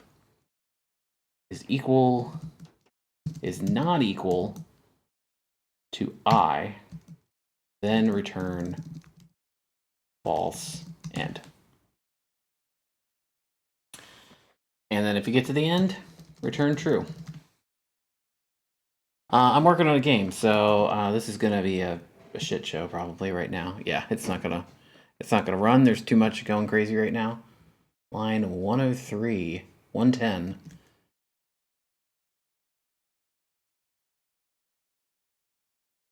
Elsif. Aha. This is Lua, so I'm using Lua. I'm using Love2d, which is a graphical. It's a graphical programming tool sort of thing, and it uses Lua, so it's a lot quicker than C. And I'm building a dice game, so you get 6 dice, and then you choose 1, 2, 3, 4. 1, 2, 3, 4. You choose. It's like poker. You want the best hand, so I'm going to re-roll those 2, and now I have a straight 1, 2, 3, 4, 5. So then I would hit score, and I would get score for that, and obviously nothing happens right now. So it just kind of crashes, but I'm getting there. So I just got a straight, and that's what I wrote the function for. So I'd like to actually print, if I can, true, and try to get a straight again and see what happens. So 1, 2, 2, 4. Let's see if I can get one. 1, 2, 3, 4, 5. Score. Okay. Well, I'll just have to write these out. I don't know what's going wrong with it. Attempt to index a nil value, 143. So obviously something is going wrong here. Aha. Oh, well, yeah. This is Lua. This is not C. We index with 1, not with 0. So that was good. Do this again. 1, 2, 3, 4. Okay. I just need a 5. 1, 2, 3, 4, 5. Score. Okay, it still gave me an error. 182. Attempt to perform arithmetic on a nil value. 182. So that's this.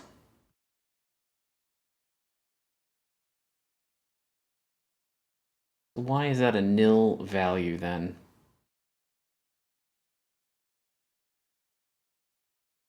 I'll tell you why.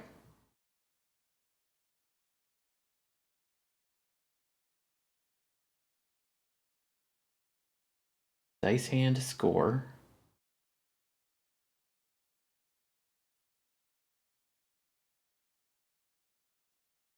right, I have to go through this logically. We're in phase 2. We click the button and we say score valid equals score hand, dice hand, score. Okay, can I just try, let's just try this. Reroll, and then do that and see what happens. Nothing happens. Okay, good. Nothing's supposed to happen. So we're good up to that point.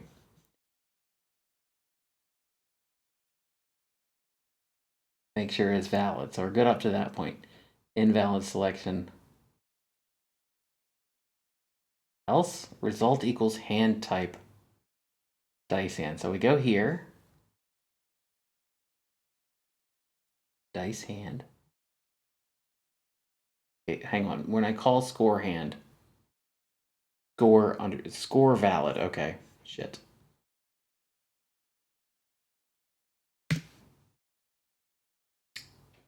I need to return.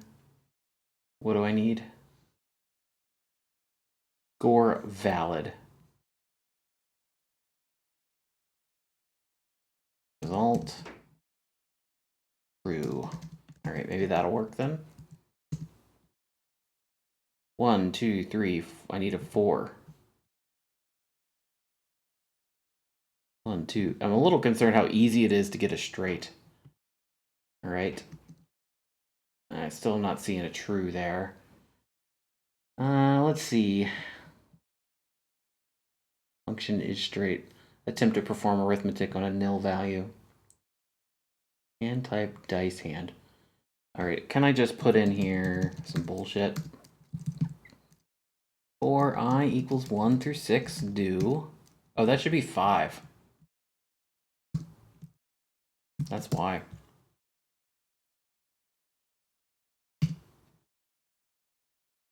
Give me enough 3s, game. Look, that's 4 of a fucking kind right there.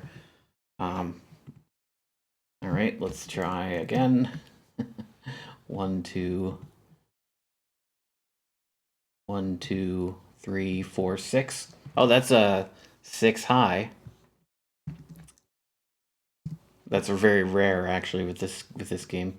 1, 2, 3. 1, 2, 3.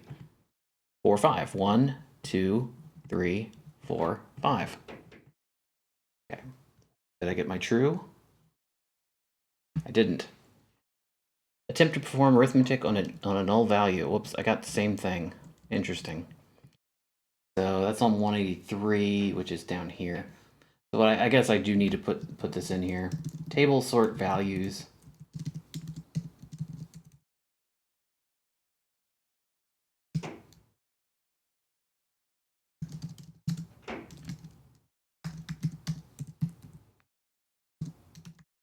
All right, just I gotta see what's in there.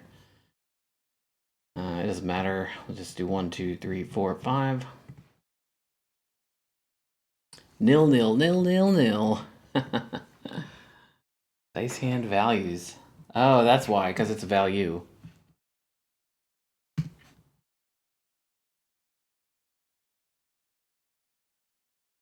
Wait, 1, 2, 3, 4, 5. That's an actual straight. 1, 2, 4, 5, nil. What? 1 through 5. Oh yeah, that should be 6. That should be 6. Yeah. I get it now. What is this debugging? I should have Chat GPT doing this. No, 1, 2, 3, 4, 5. See what happens. Well, it didn't crash. I just don't have phase 4 yet. Let's get it straight and see if it gives me my true. 6, 2, 1, 2, 3, 4, 6. Dang it. 1, 3, 5. Nope. Random chance now. 4, 3, 5, 2. So if I get rid of the 5s, I can get a 3 potentially. Nope. Just want to make sure my function works, man. 1, 3, 3, blah, blah. 5, 4, 3, 2. Good, so I can get a 1 or a 6. And I got nothing. Look at that. I rolled 2 4s and I got 2 4s. The chances are astronomical. 2, 3, 4, 5, 6. Okay, good. We have it. So I just need to reroll this 6. Doesn't matter, but keep these. 2, 3, 4, 5, 6. True. Hey, it figured it out. So, booyah. Okay, so my function works. Figured out my stupid error.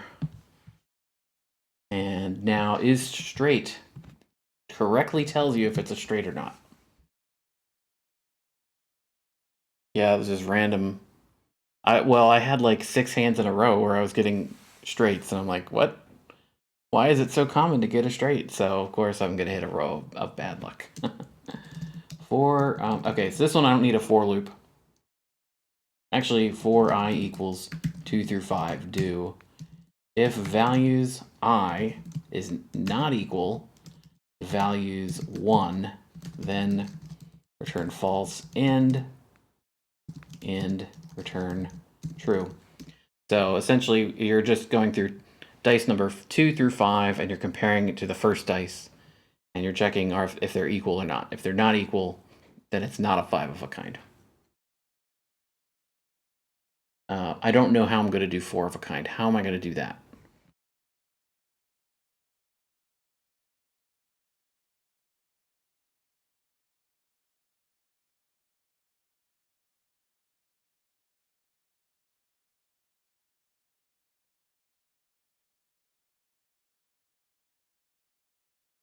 Okay, I know. Num equal. For I equals 1 through 6, do. For j equals 1 through 5, do.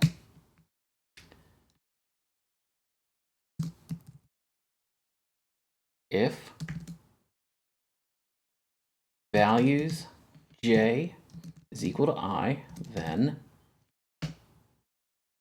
num equal num equal plus 1. And.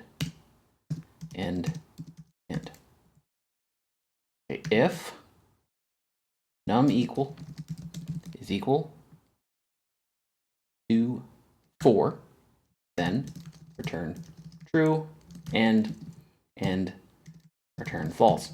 So this one's different. We get to the end of the function and we return false. Okay, let me just logic through this. I'm checking all values 1 through 6. And then I'm checking all dice. If the dice equals that value, then you're adding. Otherwise, you need to do num equals 0 at the end there. Okay, then I'm adding 1, so I'm counting the number of values that are equal to 1, the number of dice that are equal to 1, and so on. If the number that is equal is 4, if the number that is equal to the number 4, then I'm going to return true. Otherwise, I'm going to set num equal back to 0, and then, actually, you know, we'll just do that. That way I don't have to reset it at the bottom. It's redundant. Do it this time.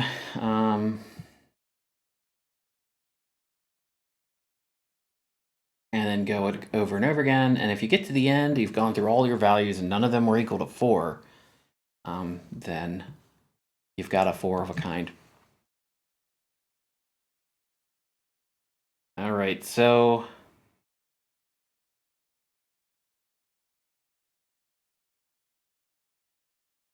I guess then I want the same sort of thing for 3 of a kind.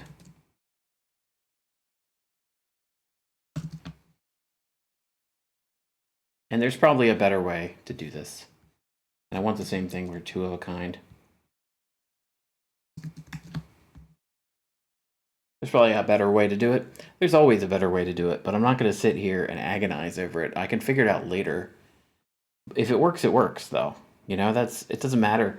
Like, there's this maxim that you're not supposed to repeat code. Like, if you're copying and pasting, like I just have that in 3 places now, then... Okay, actually, I figured it out.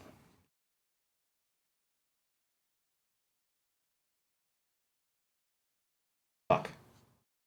Figured it out. I figured out the better way to do it, for fuck's sake.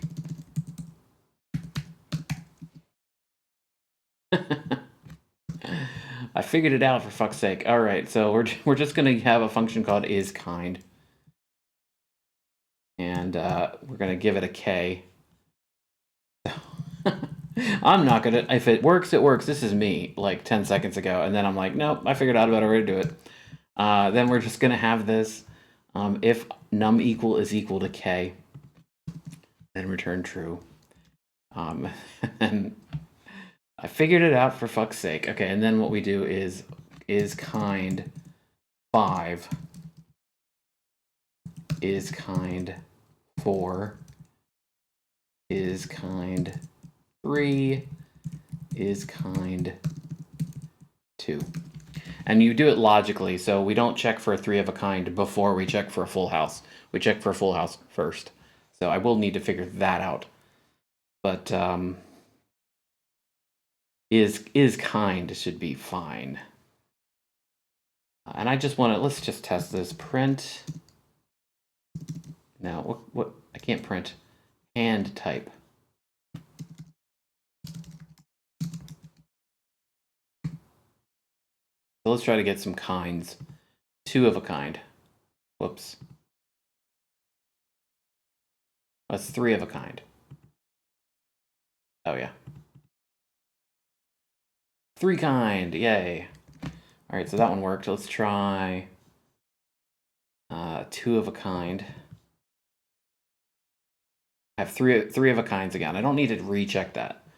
So, oh, but I can't do it. Fuck. Okay, 3 kind again. Well, you have to use 5. You have to score 5. You can't just play 2 cards. It's not Balatro.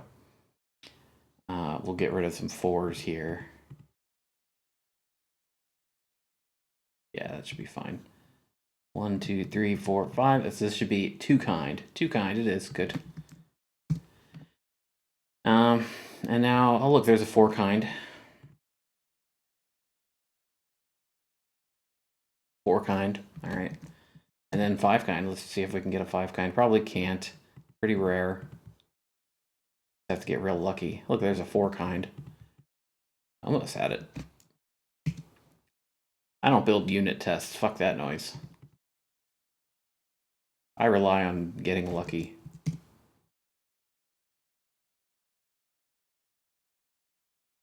Damn. Well, this is my best chance. 4, 4. Let's go with. I have 4, 4, 6, 6, 3, 3. Go with the 4s. Nope. 6s. Nope. Well, we can test it later through extensive playtesting.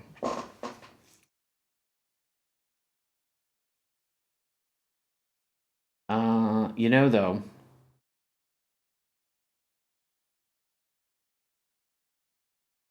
what I could do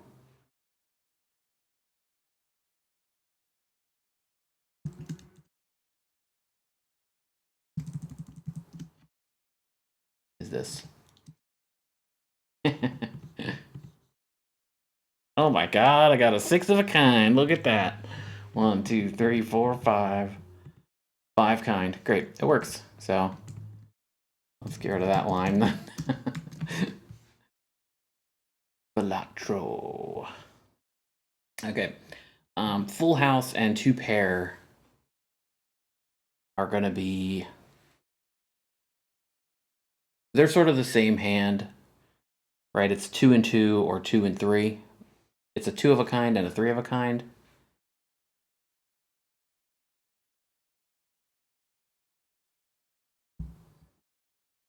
So I could actually use the isKind. So if I do if isKind values 2 and isKind values 3, then return true. End.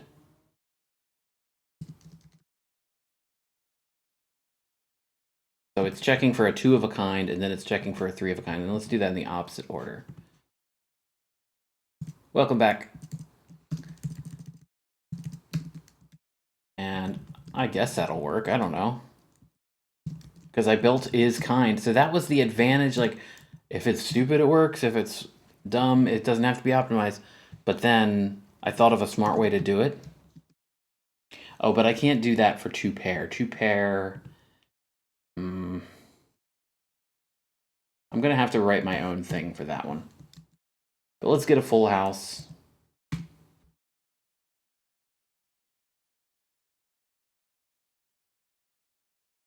Oh, shit. I would have had one.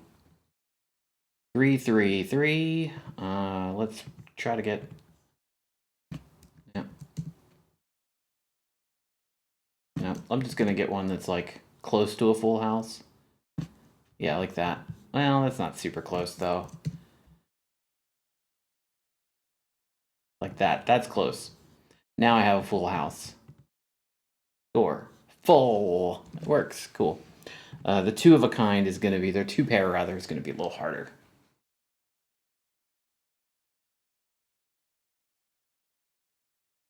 So what I can do is something sort of like this. Put that in. But I can do local num to num pair.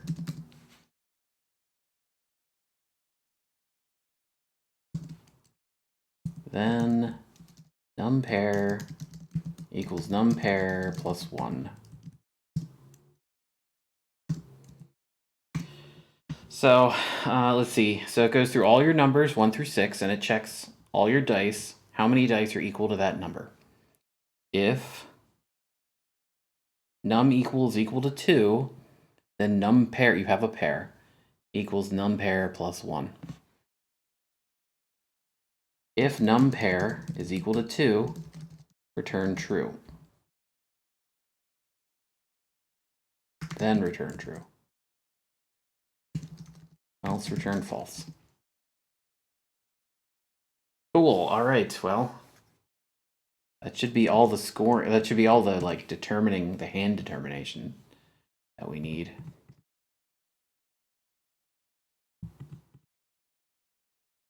Two pair. Got it.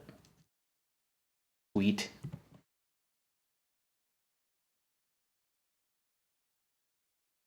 Okay, then this returns the hand type.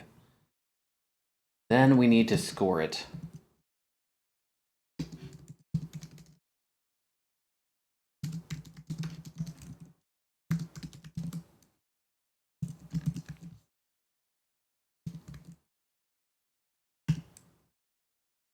And the way we're going to do that is going to be a modifier. So let's pull this down here for reference so I can see my string names.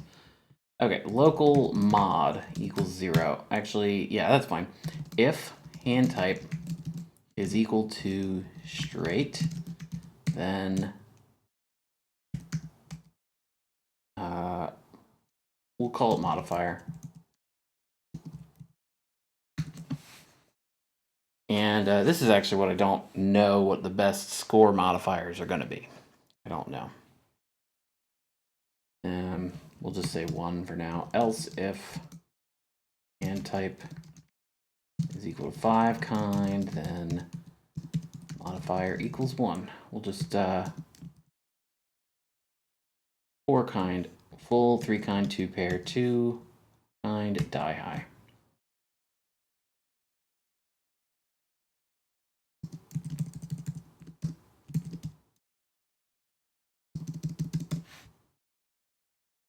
Two kind. Two. What just happened? Just happened. There we go. 2 pair.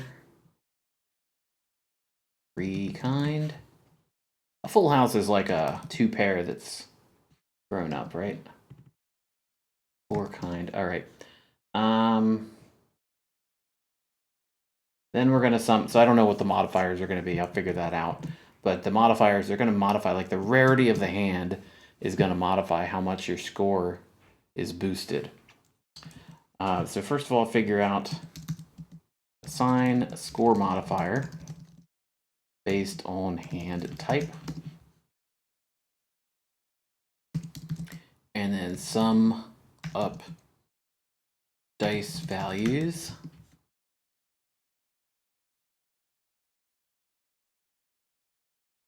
Score hand. Damn it.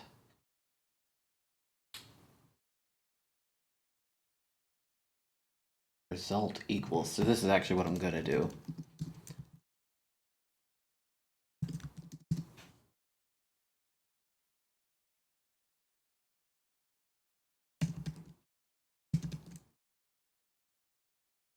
Score equals score hand. And this should be values. I want to send values off with hand type. Okay, and just make sure that I'm returning the right thing here. Hand type.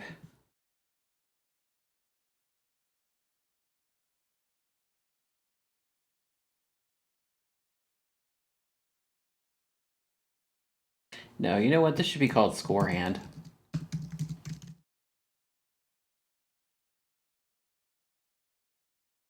That's going to return score. This is going to be called calculate score. And then it's going to return, what do we return from score hand? Just score. I'm going to just return that. Okay, calculate score. Calculate. Okay, sum up dice values for I equals 1 through 5, do.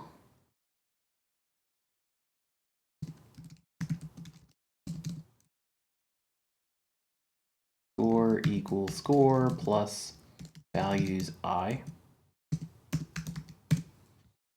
And then modify score and return.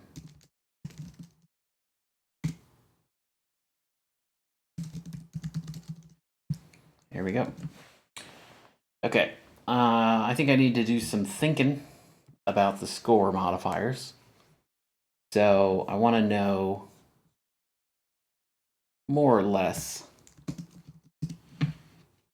You know, though, instead of doing this, I was going to like rebuild this in R. I could just use this.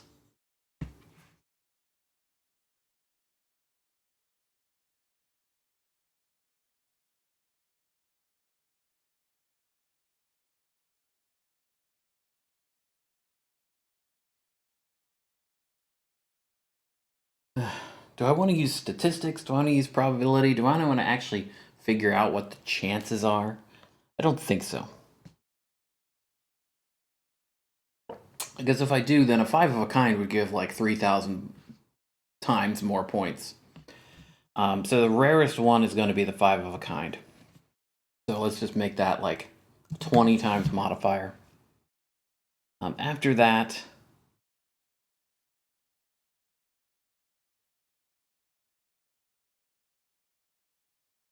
well, what is poker probabilities? Let's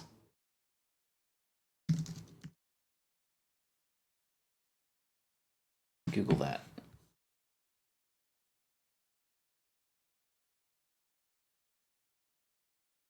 A royal flush, a straight flush. Okay, a 4 of a kind is more common than a full house. Is more common than is like less common. I mean, is less common than a straight. So it goes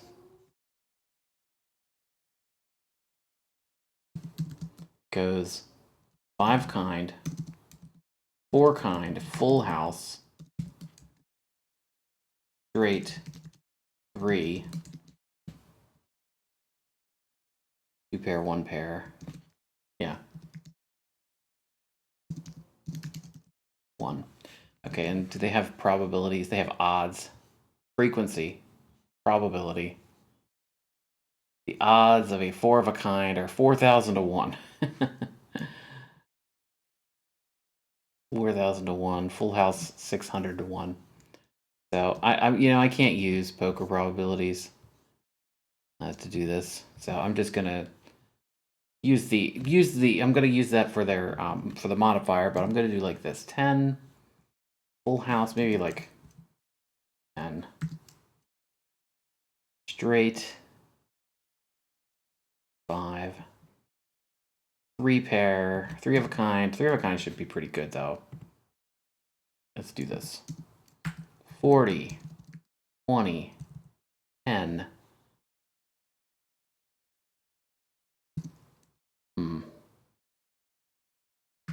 40, 30, 20. After full house is a straight. 10. 3 of a kind, 5. 2 pair, 3. 2 of a kind, 2. What's this? 6, 4, 2. And then a 1 of a kind is actually a rare thing. So I'm going to give it a bigger modifier. So it'll be, you do 1 high. It's just going to be so rare. So it'll be unexpectedly a large bonus. Because out of your 5, you have 5 dice. You can only have like 4 distinct hands that have dice high, which is 1, 2, 3, 4, 6. 1, 2, 3, 5, 6. 1, 2, 4, 5, 6. And 1, 3, 4, 5, 6. I think those are the only ways you can do it. So you have 4 distinct hands. That's actually like seemingly rarer than 5 kind, but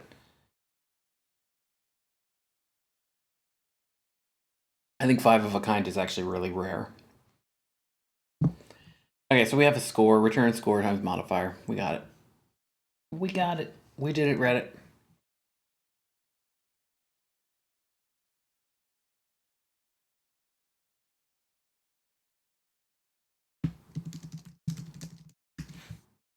All right.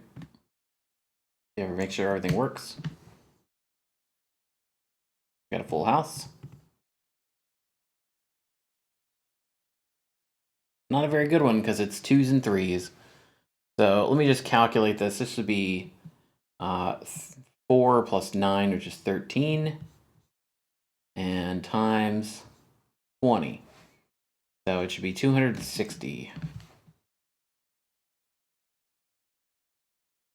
What? Oh, no. 1, 2, 3, 4, 5. Okay, now it's not scoring for some reason. Great. Oh, because I have to make sure that it's valid. Okay.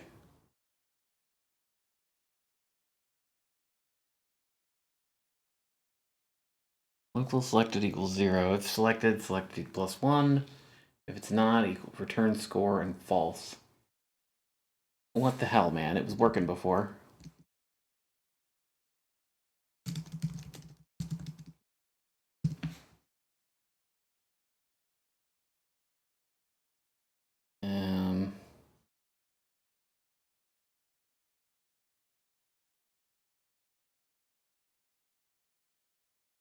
Okay, it's not even going there. I'm not even getting to here. Score hand. Oh, because I have 2 functions called score hand. Yes, I do. Okay. I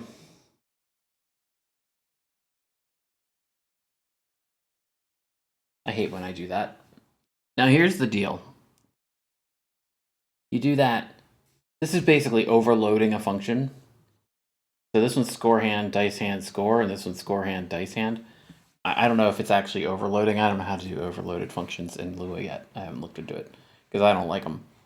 But I think it's just trying to call this one again and again. So what I need to do is, yeah, it's trying to like call itself. Change the name of these. So this is going to be end hand because we're ending the round. And that should fix that. 1, 2, 3, 2. All right, let's try to get something good going here. We don't have it. All right, so Ah, damn it.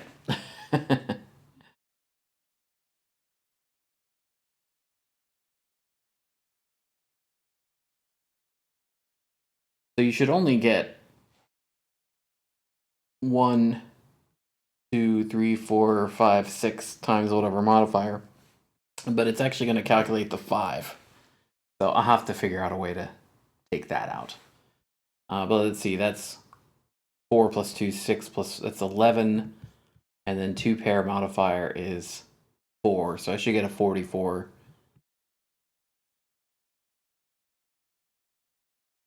And I forgot to put the fucking thing in there. Shit.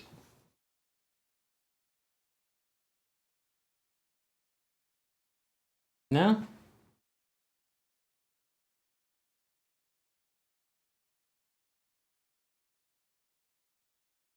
End hand.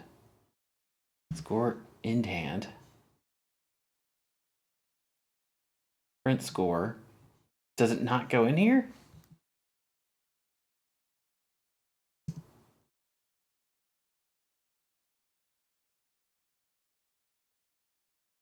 Hmm.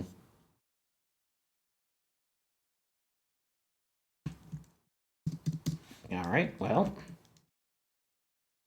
Clearly it gets here.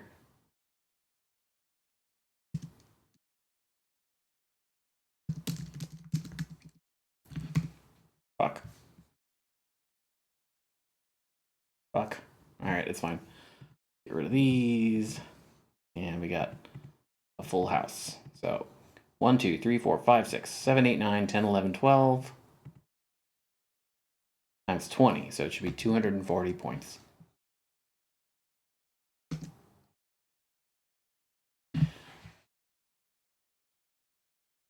It's not printing it.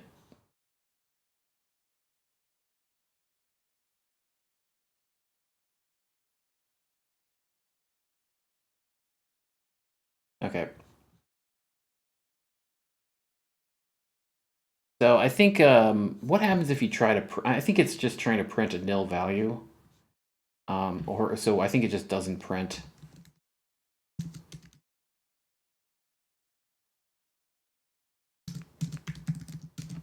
So if I put that there,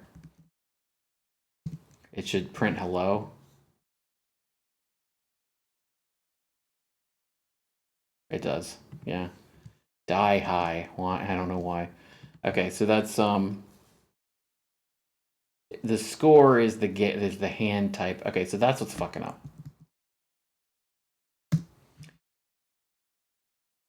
That's what's fucking up. It's not me. No, it's the code. It's the function. Score valid equals score hand.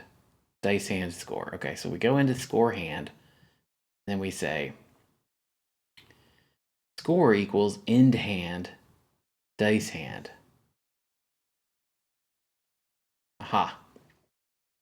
This is what's going wrong.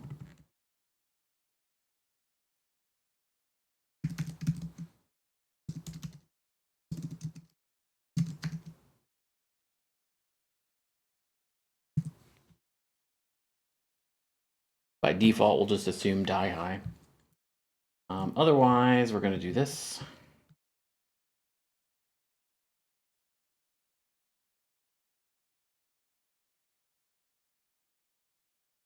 Okay, and then it's going to do that. Perfect. That should fix that.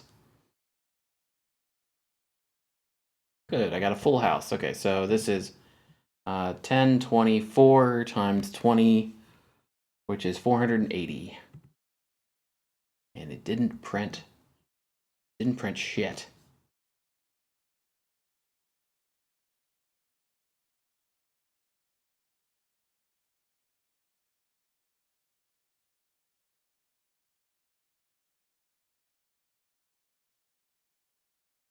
Because I fucking did that. I forgot to... Fine. It's fine. It's fine. Okay. 1, 2, 3, 4, 5. Great. So let's just get a 1, 2, 3, 4, 5. And that is 4, 11, 15. 6, 11, 12, 13, 14, 15. Yeah. 15 and a straight modified is 10, so it should be 150 points. Good, we got it. We got a score. We got the score going.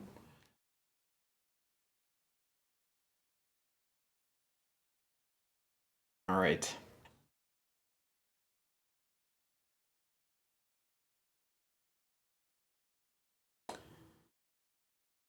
So I need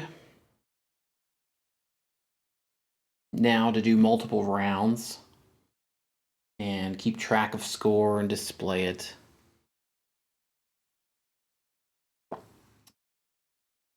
And I'm gonna just do that with like text. I'm not gonna make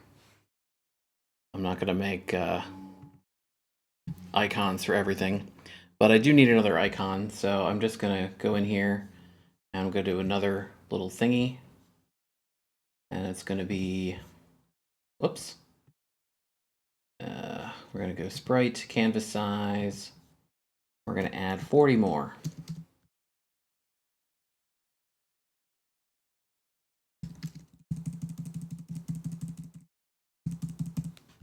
Do that.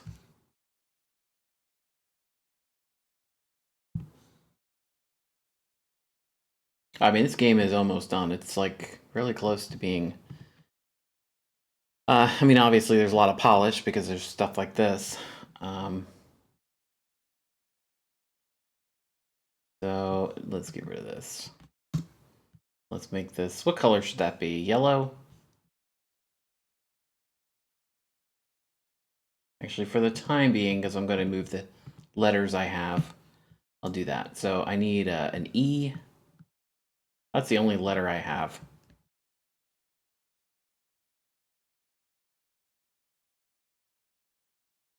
Okay. So that can actually be, what color would look good on yellow? Probably red.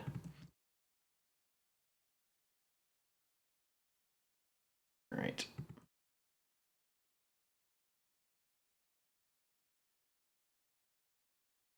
Yeah. I meant to do that.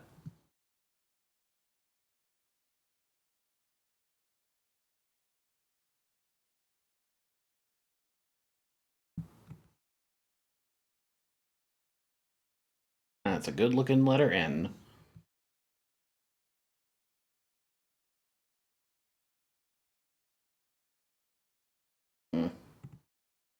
I'm so bad at this.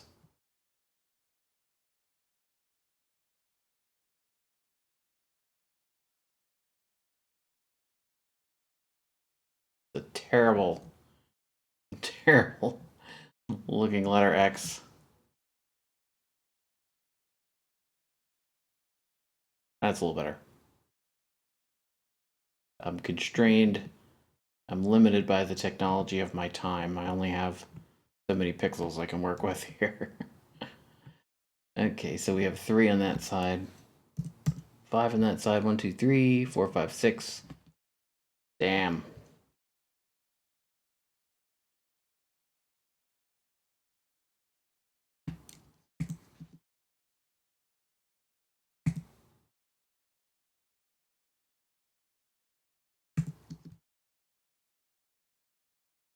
One, two, three, four, five, six. 1, 2, 3, 4, 4, 5, 6. Good. Shortened the E. So that's for next round, I guess it would be. I could put next round up there.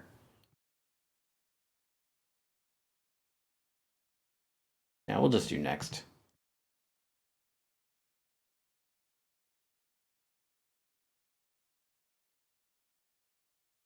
Export as. There. Quit. And let's load the sprite.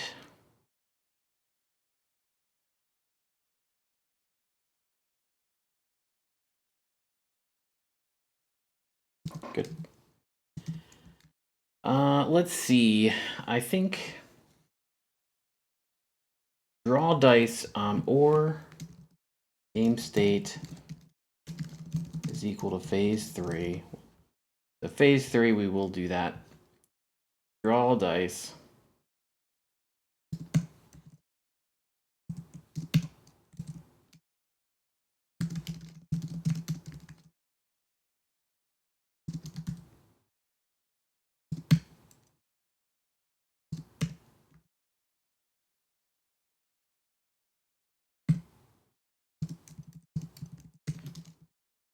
And I'm going to actually have this in another function called draw button.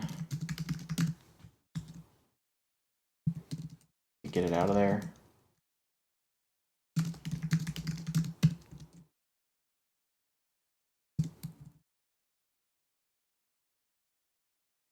Got that. There. So now we should get a phase 3 button. Oh shit.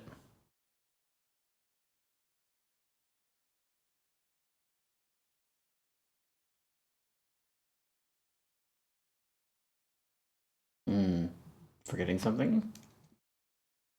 Of course I am forgetting something important. These global variables that I pass around like an idiot. Oh, right, so let's just re-roll. We got it. Then we score. Whoops. That's weird. 2, 3, 4, 6. Next, and now we have next, so can't click on anything. Yeah, well, I don't use the globals. I should use them as globals, but I pass them around as locals. And the problem with that is it passes by value. It doesn't pass by reference. So if I want to change what's inside the globals, I have to return them at the end of the function. And I do it that way. I don't know why. I should just access the fucking globals. That's what everyone probably does. They're like, oh, it's Lua. Anything goes. It's the Wild West. Well, anyway. Let's take that print statement out, because that's bullshit. Print a table. Okay, cool. And now mouse click.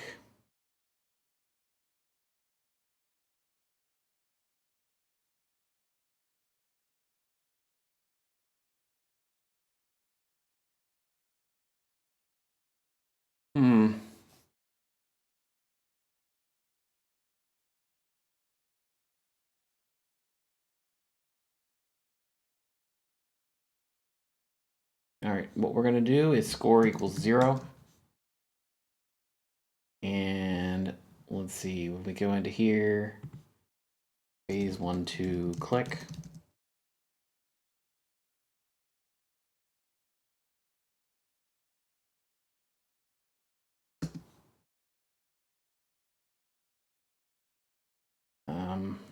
New score.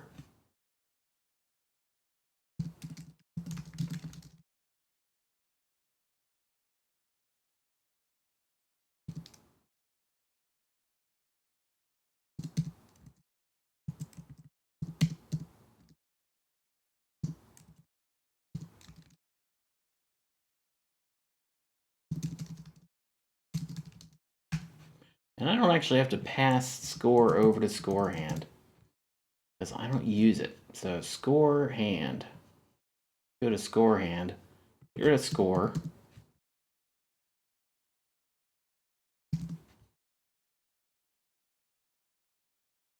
Beautiful. All right, now let's have this thing fucking crash a million times. Let's see. I think that's a pretty good hand right there. Re-roll that, and look, I got a full house. First try. Score. All right, I didn't have anything crash. So I actually need a draw round, draw score kind of thing. Round equals 1. And draw every time. We're going to draw stats. And I want that to be round score.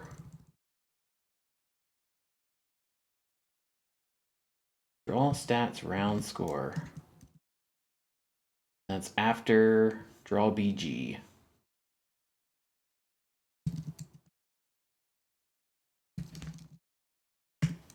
Isn't the code highlighting in Sublime Text just so good?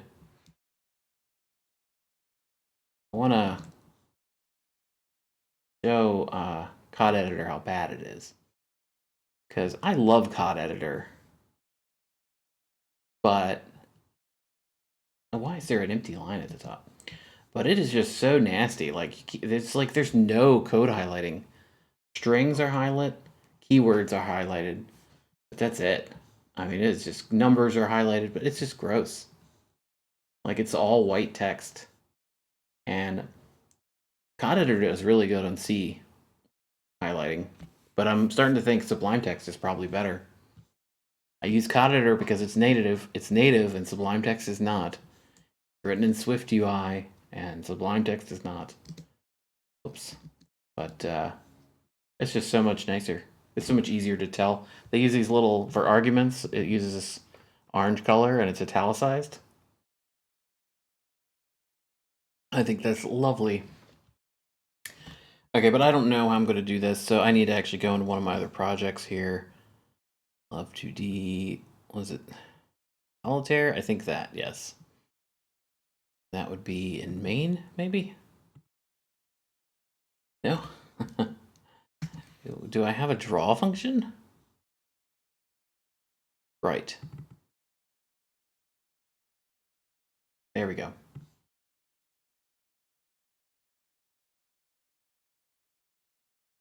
Okay. And this is going to be round and score. So, we're going to set the color of the text to yellow. Oh.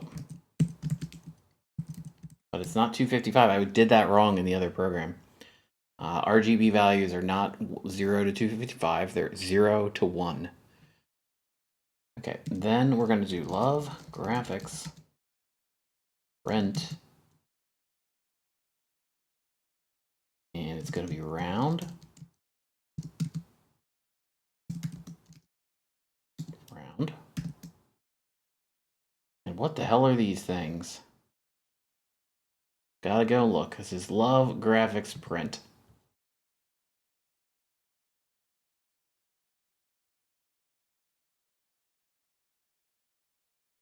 Text X, Y, R0. We don't need that. Maybe scale. Yeah, I could scale it up. Scale it up. And this can be in the upper right. So this is going to be X value will be, say, 1024. And Y value will be, say, 20. And we'll do that.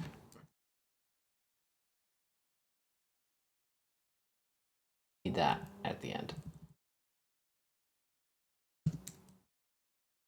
Set it back to white. I don't know why. Round, and then we need score.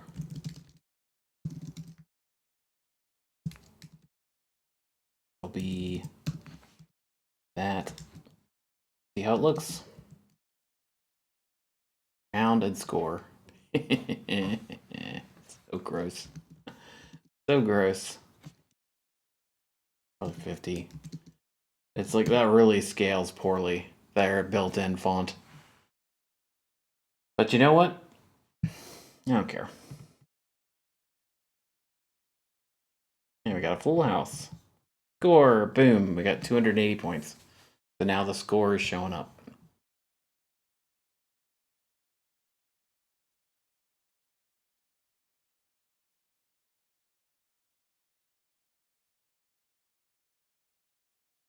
And then we would click next. So that's what I have to do next, is add the logic.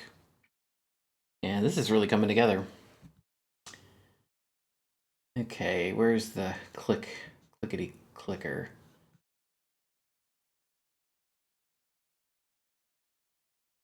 Well, click.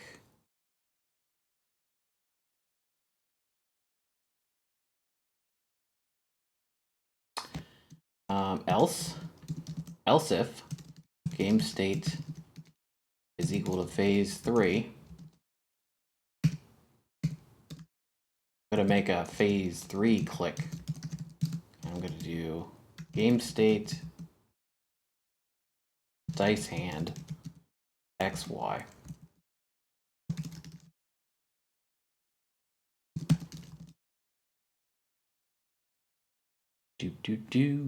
All right. So now I need to just kind of copy phase 12 click, phase 1, 2 click, whatever.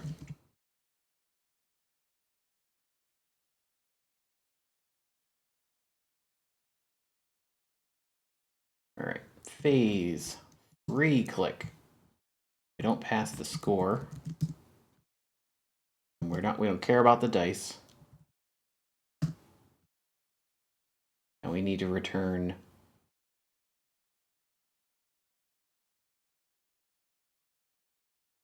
something. Game state and dice hand.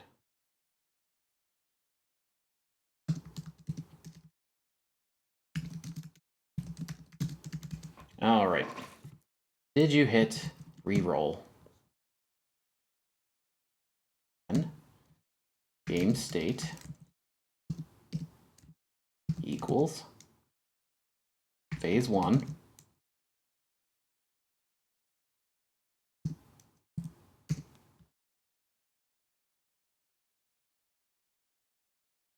new dice.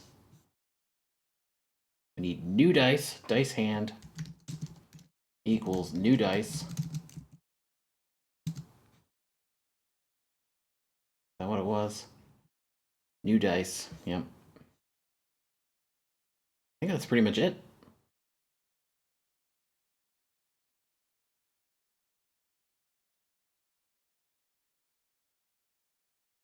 And I need round. I need round happening here. So where's that all happening?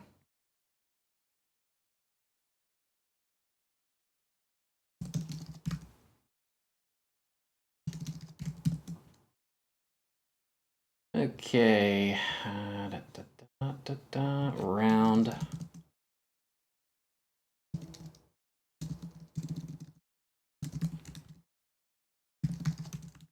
Yep.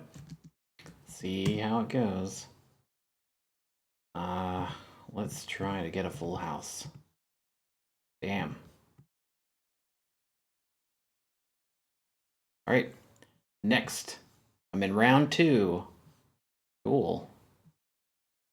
Get rid of these 2s. And I got a full house.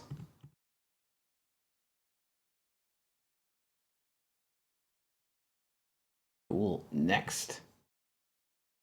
Let's see. I got a full house.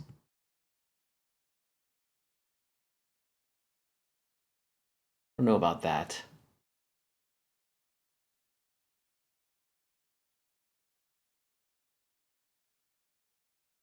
And I got a 4 of a kind. So let me do the math here. 1, 2, 3, 4, 8. It's a 4 of a kind. So 8 times 3, so it should be 240. 240 plus 864 is 1104. 1104. Fantastic. Yay. My scoring is kind of screwed up because I don't know.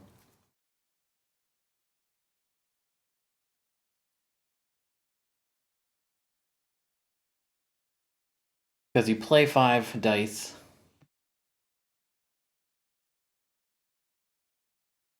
And it should just be 1, 2, 3, 4 times whatever. 30. It should be, so it should be 120 points, but that 4 got thrown in there. So I have to fix the scoring system. But at least I can now just keep playing. 2, 3, 2, 3, 4, 5, 6.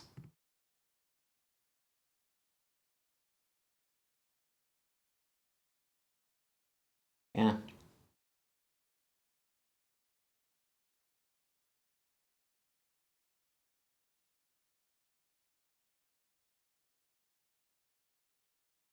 I think in theory this is a cool idea for a game because there is some risk versus reward. You get lower points from lower dice. You have to sum up the dice and then they get modified. So it would be cool to show that stuff on the screen as you're like clicking things in. It would also be like having a goal of round. So I have to fix some stuff. I have to fix the scoring.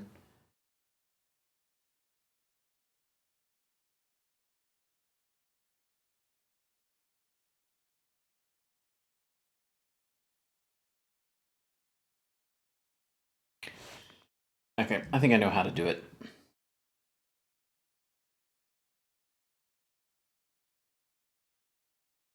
If is straight. Okay.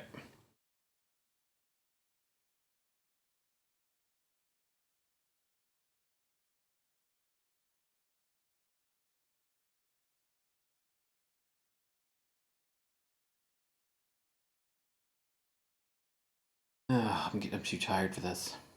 Too tired. Too tired. Too tired. I'm not that tired.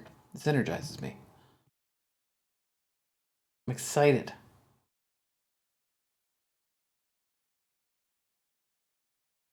Yeah, I mean, it's only 10:19. I mean, I could go until 11 or 12 if I wanted. I've only been going 2.5 hours. Maybe I need a little stretch break. I'm out of water, so why don't I do that? I'm going to take a quick stretch break. I'll be right back. Here's some Tuvok.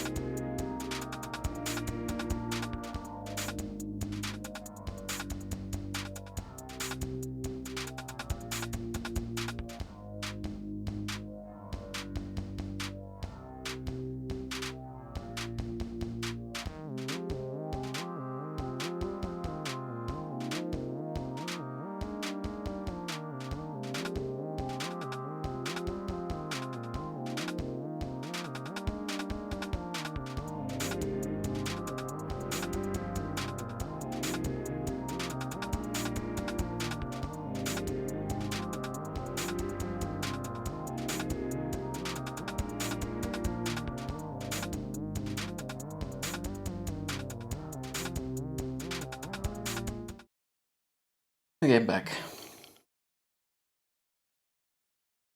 I think I know exactly how to do this. It's just going to make this function ugly, and that's why I'm like delaying it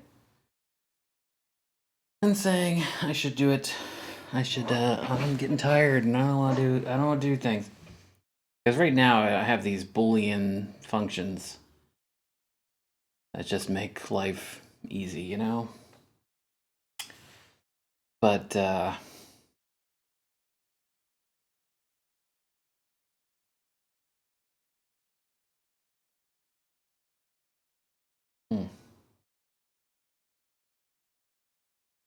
don't know. Okay, let's make it ugly.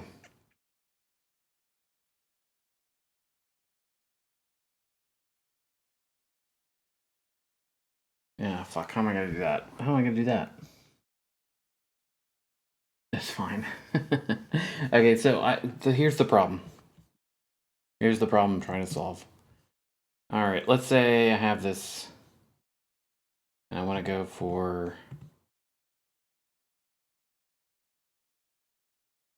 something big. All right, I have a 2 pair. This should be 1, 2, 3, 4 plus 12, 16 points, and then times whatever modifier. But I can't just play those. I have to play 5. Maybe that's how you solve it.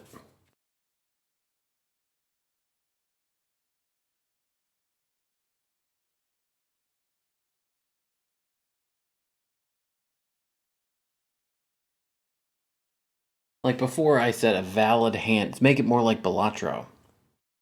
So if I want to just play one, this, boom, I play that. Or I want to play this, boom, I play that. That's actually the way to solve it. And then you determine if it's valid. Okay, yeah.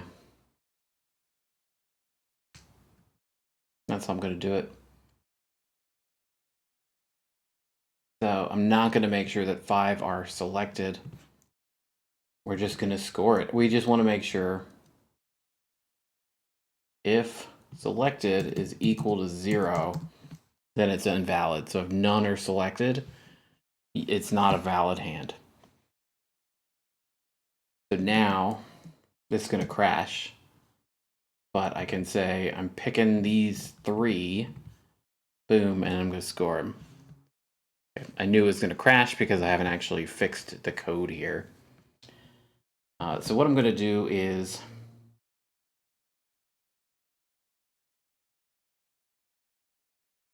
end hand is going to get the number selected.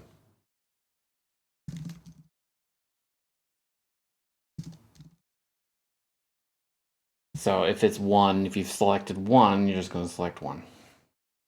Okay. Then you're going to... I'm going to have to fix these scoring functions a little bit. So is straight.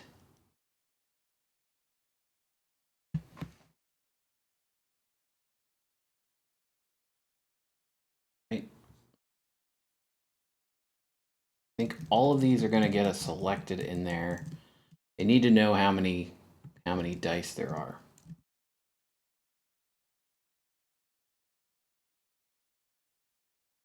So selected, selected, selected, selected. And calculate score, selected. I am programming a dice game. It's called dice game. Shit. Now I have to add selected to everything. Selected. I have that extra comma. It's killing me, man. Every time. Selected always comes after values, so just put it there. Boom, boom, boom, boom. Okay.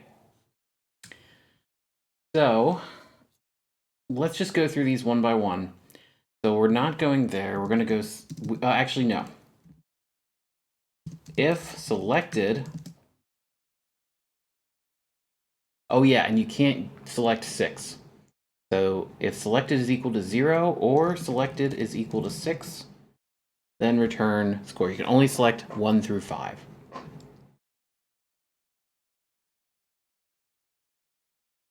Okay, if selected is not equal to 5, return false end.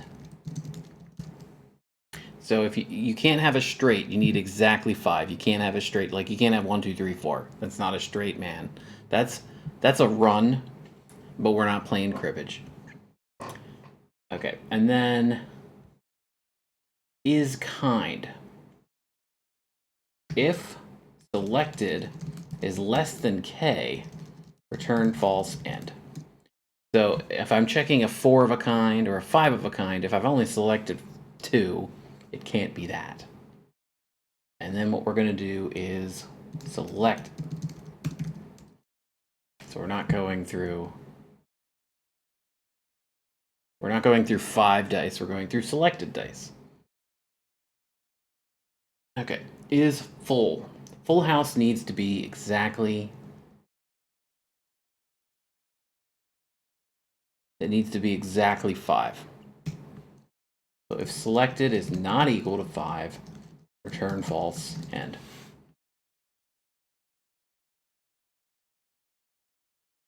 And then 2 pair. If selected is not equal to 4, return false, end. Now, I know what I'm doing here. This is why the code highlighting is so important, because I'm forgetting keywords. Then, if then, go to 10. All right, so 2 pair has to be, if selected is not equal to 4, then return false, end. And otherwise, we do the same thing, and we do this.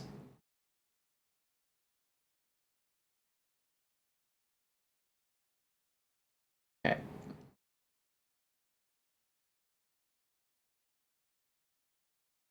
Yeah, and then we do this. Whoops.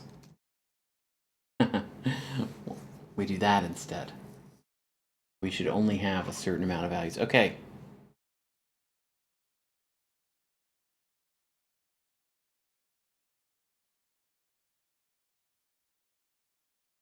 So actually, no.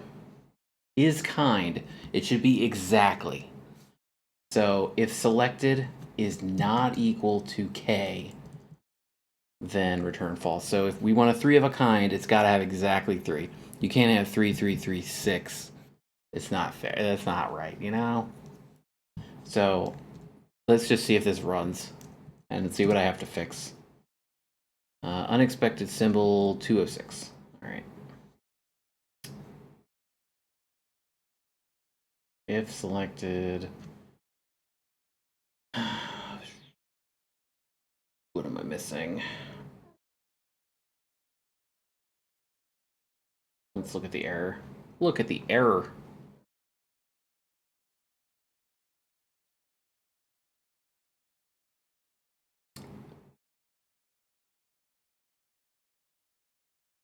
(206) unexpected symbol near parentheses. Ah. Comma. Or a stray comma. Okay. So, case in point, this should work. Oh no, we gotta re-roll first. Re-roll. This should work, but this should not. This is invalid. Fuck.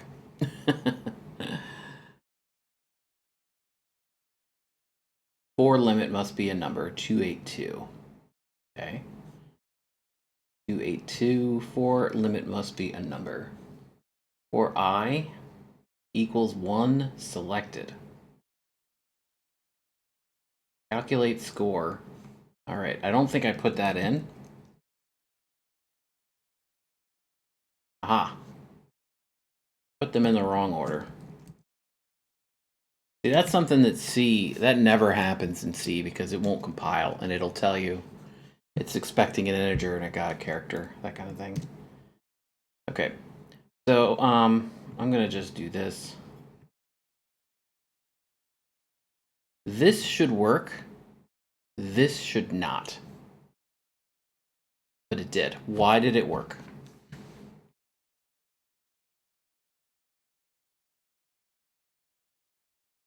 Okay, I think I know why.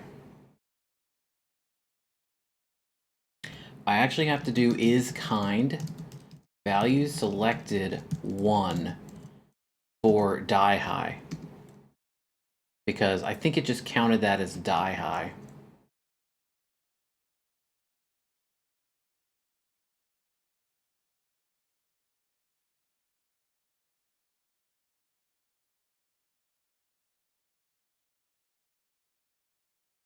Okay.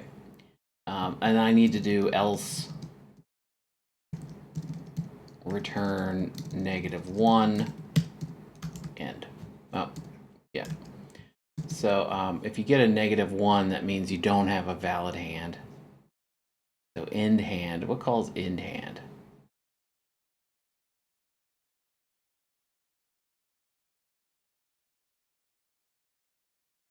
If score is equal to -1, then return 0, false, and. All right. Let's do an invalid hand. Well, let's get rid of something first. Okay, an invalid hand, 1, 5, 2. That's actually a valid hand. You should never have an invalid hand. No, that's an invalid hand because what is that? That's die high, but it's not going to work. It doesn't work. Invalid, invalid. But if I get rid of this and this, fuck, why doesn't it work?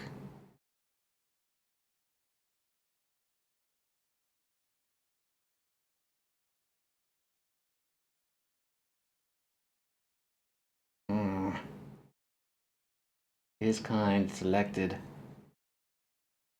Die high. Type.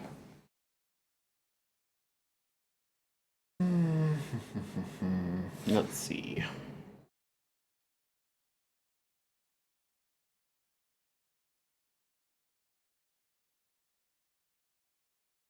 Selected. Let's do this. Print selected. K.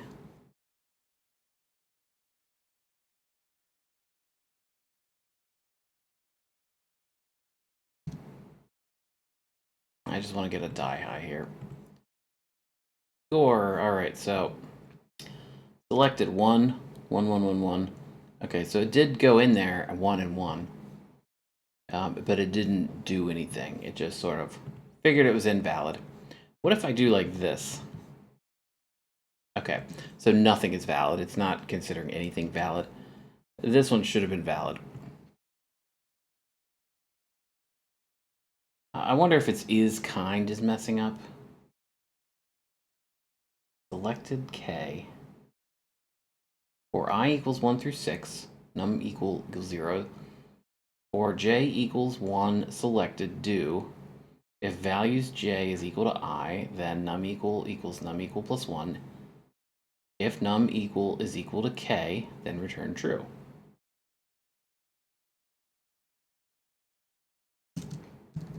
All right, let's print yo. It's always a good one to print. Let's get this 3 of a kind. Whoops. All right, so yo, yo, yo, yo.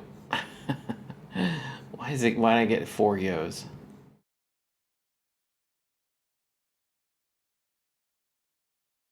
Return true. So what did I have? 5s. So yeah, it should be getting 4 yos, and then it returns true. All right. So returns true. We got 3 of a kind. Hand type equals 3 of a kind. And then we do calculate scores, selected, hand type.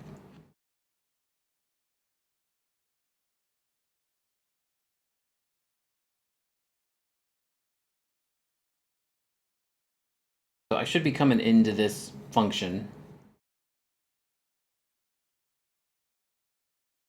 So let's print selected, hand type. Do I have any other prints anywhere I can get rid of?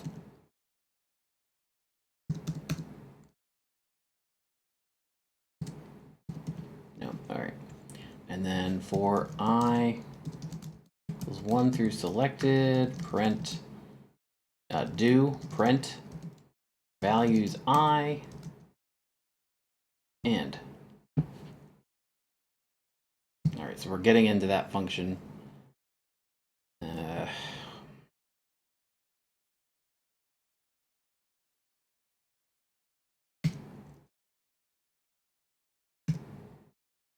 I equals 1. Why is that giving me an error? Equal expected near values.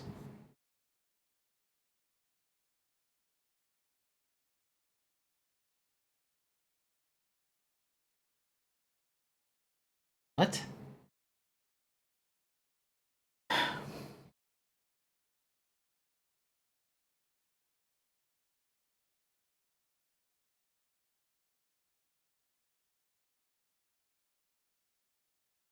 Okay, so it's selected is coming in not as a selected, so that's the problem I'm having here. It shouldn't be calling this function though at the very beginning. Values selected, hand type. Value selected hand type. Selected hand type. All right, let me take that out and see what. Oh, okay. Nope. I figured it out.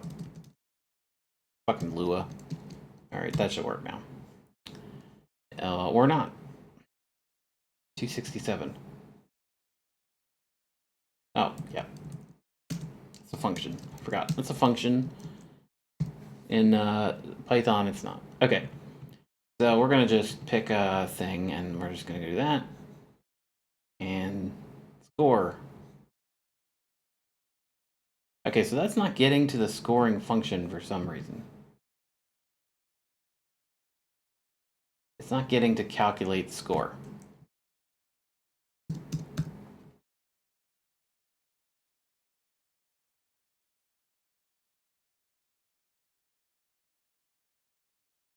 What is calculate score? Returns a number.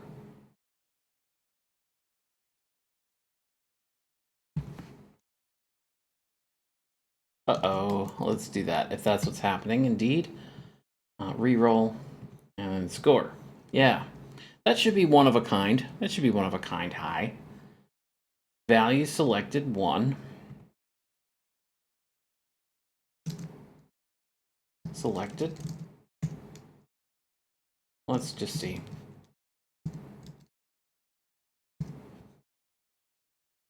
Roll score.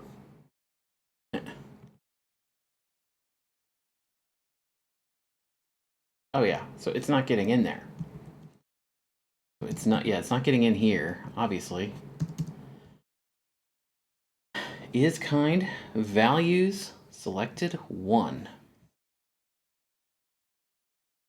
Values selected K.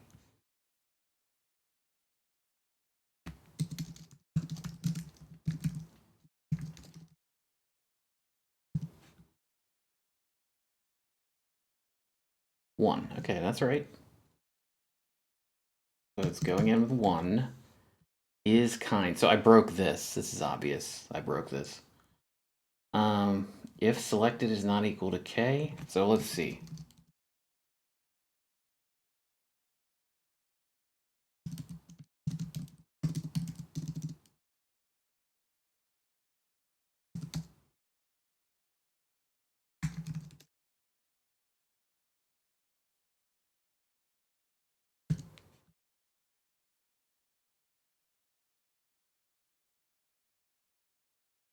Okay. Selected equals 1. All right. So it's not, it is getting past that. For I equals, so this is the problem. It's funny, it worked before. And of course it's not going to work now.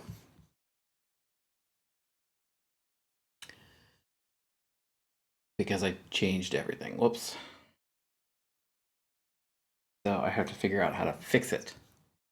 So let's go through my logic. This is the problem. I'm not actually reading this big chunk of code. I'm just like glazed over. But it gets past this first line. So this first line's okay. For I equals, okay, but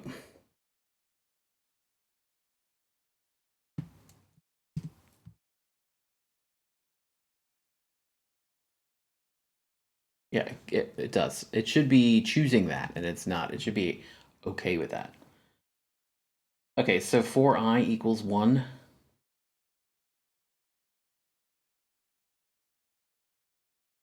To 6. Do. Local num equals 0. For j equals 1. Selected do. If values j is equal to I, then num equals num equal plus 1. If num equal is equal to k, then return true.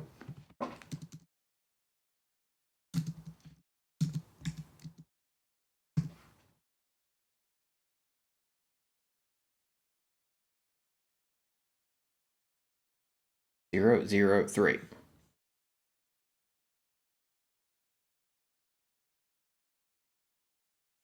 But it worked that time. Why the fuck did it work that time?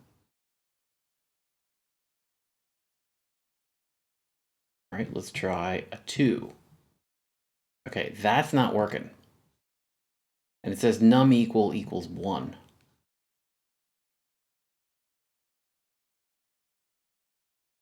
Ah.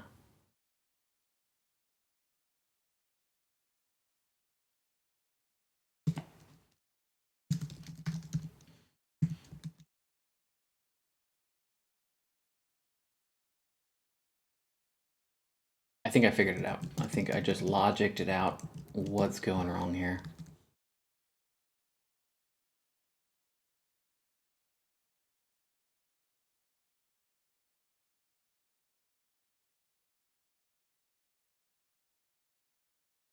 There we go. There we go. That's what's going wrong right there.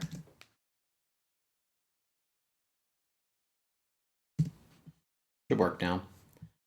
So this should be a one of a kind. What's the modifier on a one of a kind? 15.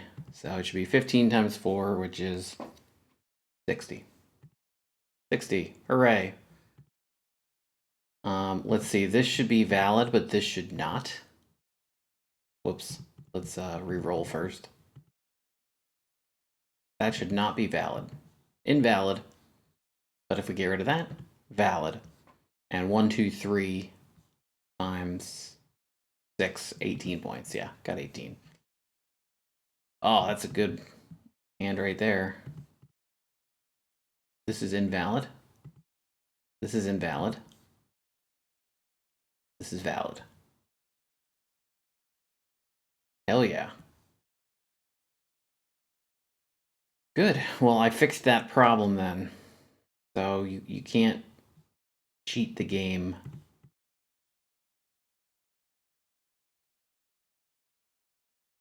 There's some other things. I'd like to give feedback. So like if you have an invalid hand, maybe this should be like grayed out. Like not that, but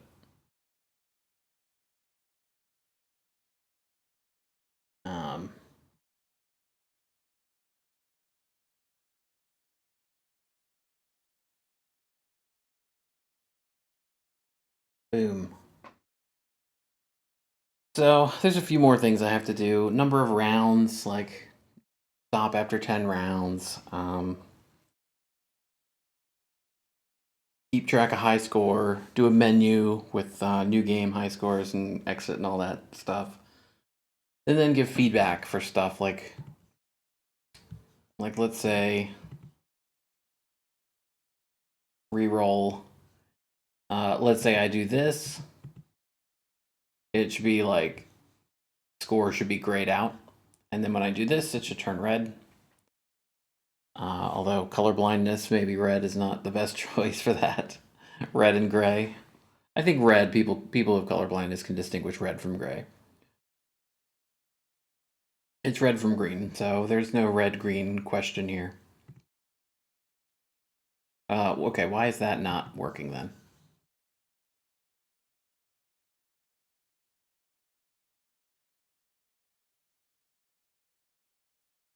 Right. I know. Okay, so yeah. Full house, I used is kind, and now I've changed the way is kind works. So I need to fix that. Damn, I need to fix that.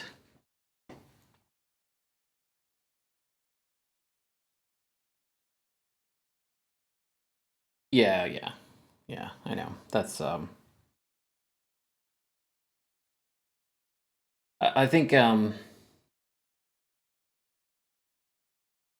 I think if there, yeah, I think graying it out, if I gray it out and make it like really washed out, like very light colors, then it would be probably accessible to every type of color blindness. It's probably not worth designing. It's probably not like worth worrying about edge case color blindness, but it's one of those things. Like there are image processors where you take screenshots and process them through that and see like how does this look with the different types of color blindness. So it doesn't have to be perfect, but as long as it's like clear. I could also put a big X over the button or something. I mean, I'm like way early in the stages of this game, and this is not going to be something I'm going to release on Steam or anything. So this is just like me learning Lua. Also, can I get rid of the print statements I have in here? Good. So I do have to fix this full house bullshit, so it's okay. I'm just gonna copy and paste this because I changed the way is kind works. All right.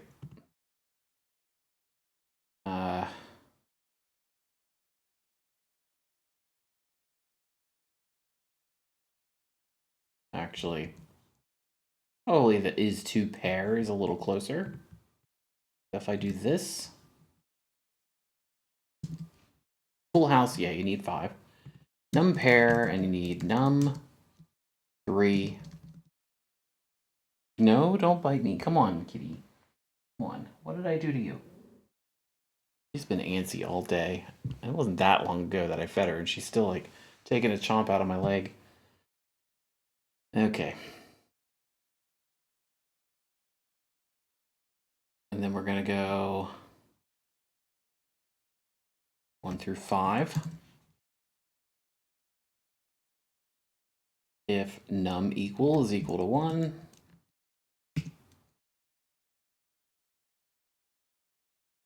it's equal to 3.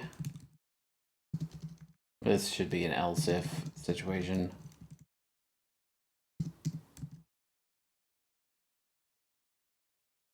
Three equals if num pair is equal to 1 and num3 is equal to 1, then return true. That should work. Now let's get a full house.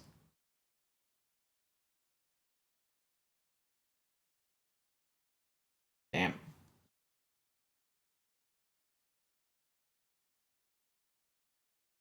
Let's get a full house. Damn. Gotta be better to do 6 high. Full house. Yay, full house. Okay, we got a full house. Okay, let's see. What's the full house modifier? 20. And that's 15 plus 6. 21 times 20. 420. This should be 540. Yeah, I got it working again. All the scoring should work now. I haven't gotten a straight. Let's get a straight. Well, thank you, Lord. Gave me a straight for nothing. Okay, and that's, let's see, let's do the math. 6, 10, 15. 15 times 10, 150. This should be 690. Yay. Cool. Well, I should have implemented multiple rounds like before I did any scoring stuff because that's like super sped up the scoring. Let's get a 5 of a kind now.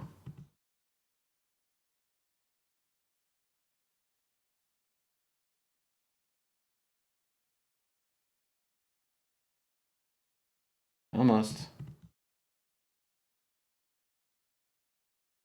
Also, just speeding through these makes sure that if I hit any edge cases that don't work, I can figure it out. Damn, all these full houses. Full houses for days. You got Danny Tanner over here.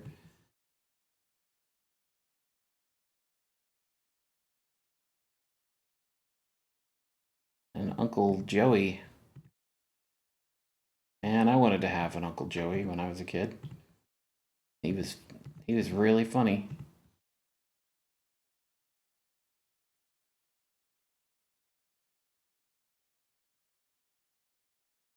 He would do that cut it out thing. Cut it out. Hilarious. 2, 3, 4, 5, 6. Well, let's do that instead.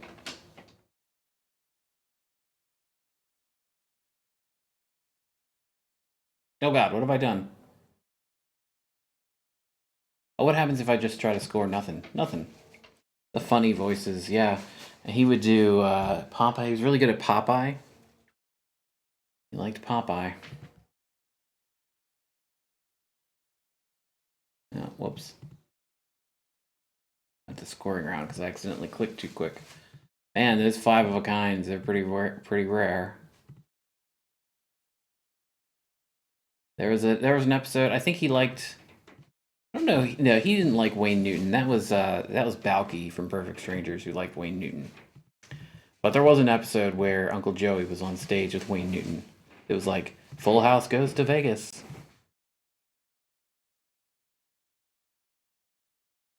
Boy, 5 of a kind, pretty rare, huh? Pretty rare.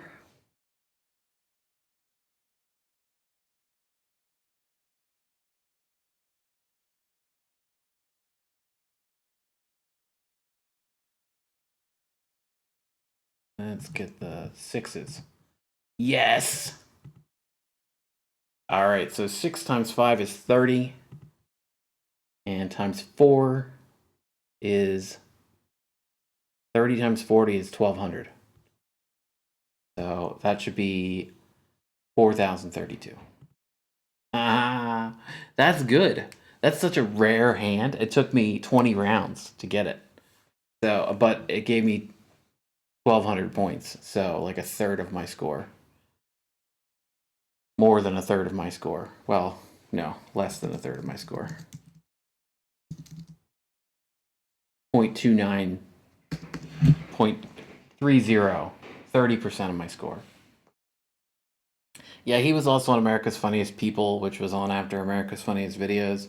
I never really understood that show because it was like America's Funniest Videos, but instead of like filming your uncle getting accidentally hit in the crotch with a golf club, it was purposefully filming yourself hitting your uncle in the crotch with a golf club. So it was like it was like early YouTube, but in the 90s. Like people trying to be funny and trying to you'd win money. We're gonna send in this video. We hurt Uncle Tim. We hurt Grandpa. We pushed Grandpa down the stairs and we filmed it and we all laughed about it. I don't actually think it was usually not mean-spirited. That was actually America's Funniest Videos was super mean-spirited with the physical pain. And what was America's Funniest People though? What did they usually have on there? I really don't remember. I remember like they had this weird animal thing called the jackalope, where someone would send in little sketches they would make. That's the only thing I remember from that show.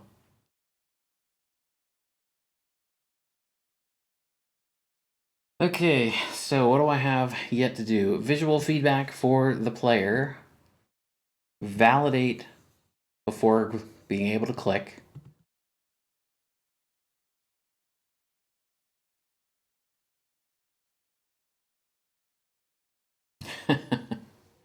It was usually not that mean-spirited. I don't remember it, but I feel like America's Funniest Home Videos was mean-spirited because physical things, people getting hurt is for some reason hilarious. And I don't know why, but we all have this primal reaction. You see someone get hurt and you're like, more of that, please. And so those would always be, and they would have like, what's his name? Bob Saget hosted that show, and he would do his funny voices over people getting severely hurt. And that was just so offensive. That show was so. But the other one, I don't remember America's Funniest People. I just remember the Jackalope. That's the only thing I remember from that one. That one, it was people sending in videos of themselves doing stand-up comedy routines and things like that, I think. I think that's what that was. It was like YouTube. That was YouTube. Those two shows were YouTube decades before YouTube.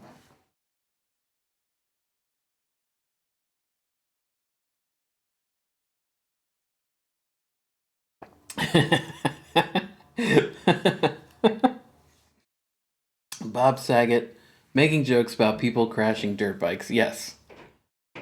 Oh no, that's gonna leave a mark. He would have that really high pitched, terrible voice. Yes.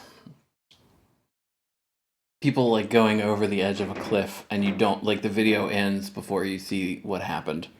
Like, you just see them disappear. Terrible. Show is terrible. That show was awful. People won money, though. I think what they probably found was that people were making videos, like faking stuff, and so they were probably like, you know what, we need a second show for all these people faking stuff.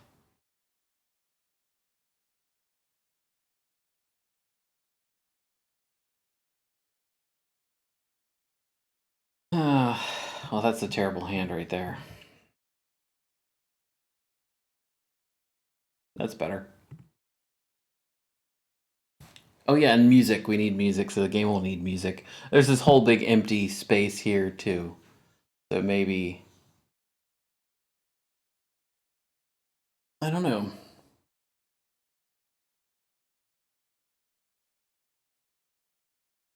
So I don't know how far I'm going to take this game. This is mostly a learning experience, but I have learned something. I'm doing things my way with these globals, and I'm passing them around and returning them. I think this is not the Lua way to do things. I think I should use globals as globals.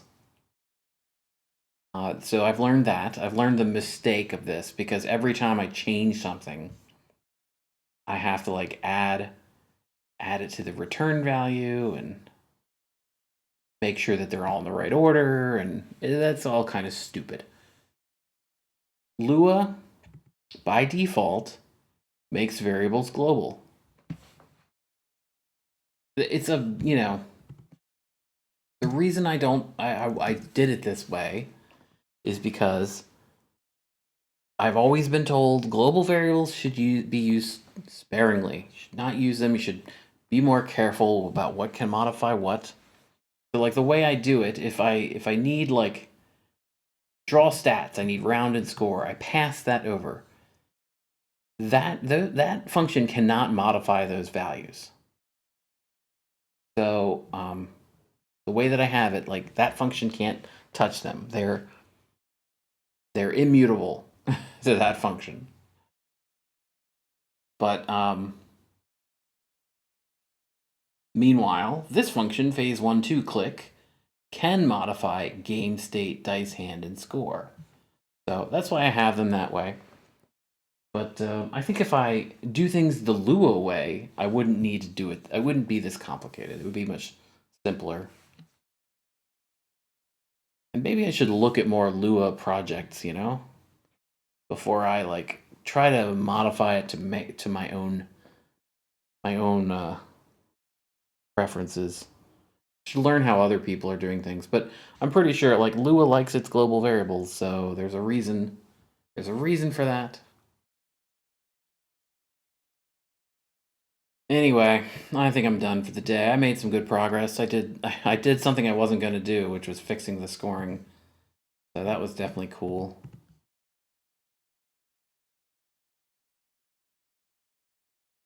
That works now.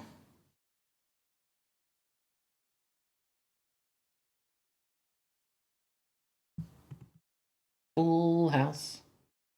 Speaking of Full House, is that why I was talking about Bob Saget for so long?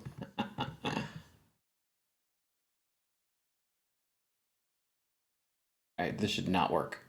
Doesn't. Good. Should. And I wonder,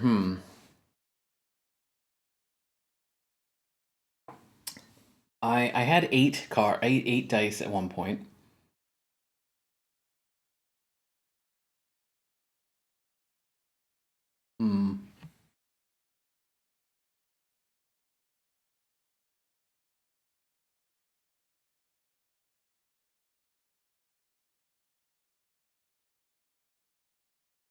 Yeah, I don't know. If I want to take this project further, I'll probably go through and kind of fix that global variable bullshit that has plagued me today. It's not that bad. It just makes it harder to. It may actually, unlike C, where if you do it that way in C, it's very straightforward when you're passing stuff as pointers and when you're not. And if you type it in wrong, it won't compile. Lua will run. You can type things in wrong and it will run and it will be messed up. You're passing nil values.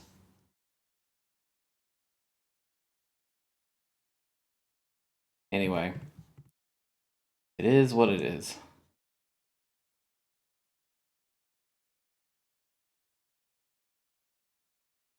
One, three, four, five.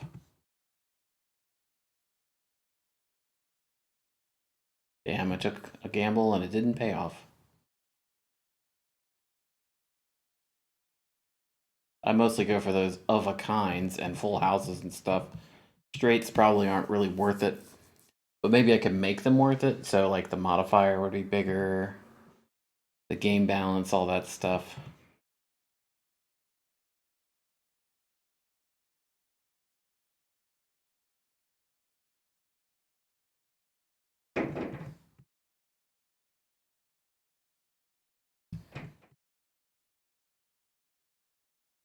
I don't know, that 5 of a kind though is worth so many points.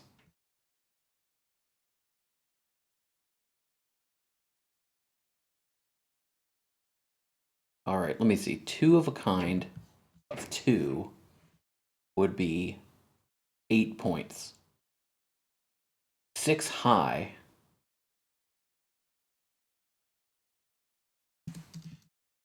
would be 90 points. Okay, I have to change that then, because you know, before one of a kind, yes, the modifier should be 1. So before,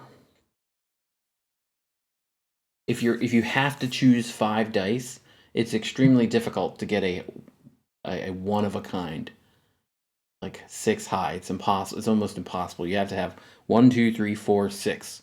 That's the only kind of hand you can get. And there's like 4 of them.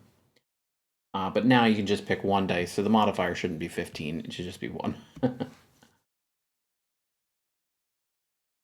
So balancing these modifiers is probably going to be a pretty big deal for making the game seem more fair. Yeah, so I think if I continue with this, I might rewrite it and just kind of go through and fix these globals and all that. Fix this kind of thing. Like game decider. Let's go fix that.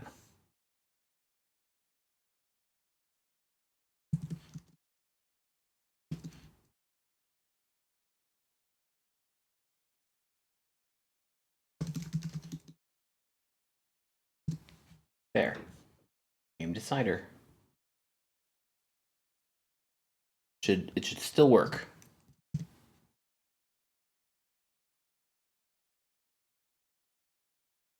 Oh, I got a straight here. 2, 3, 4, 5, 6. Boom. Yes, so it still works. So that kind of stuff, cleaning up, I could actually do some of that now. Anything that's like this.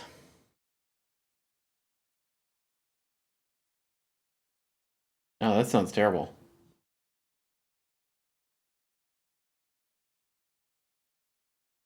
Right. So game state dice hand score. We just need XY.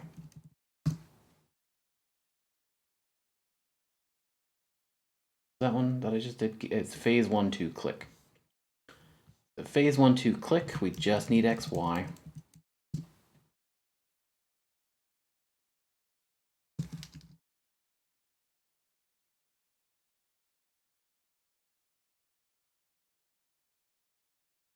Don't need that. Let's see. Dice hand.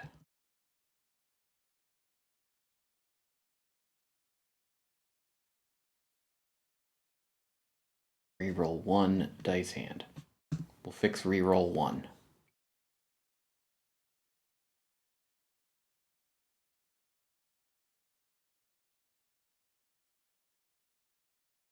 D-score valid.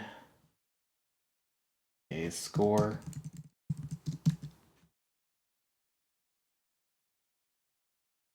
This.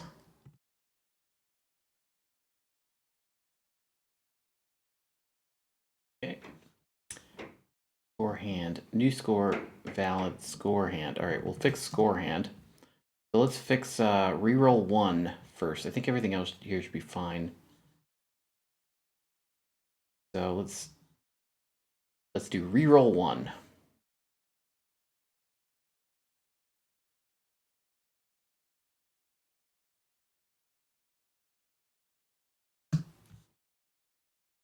And reroll 1, you don't need to return it.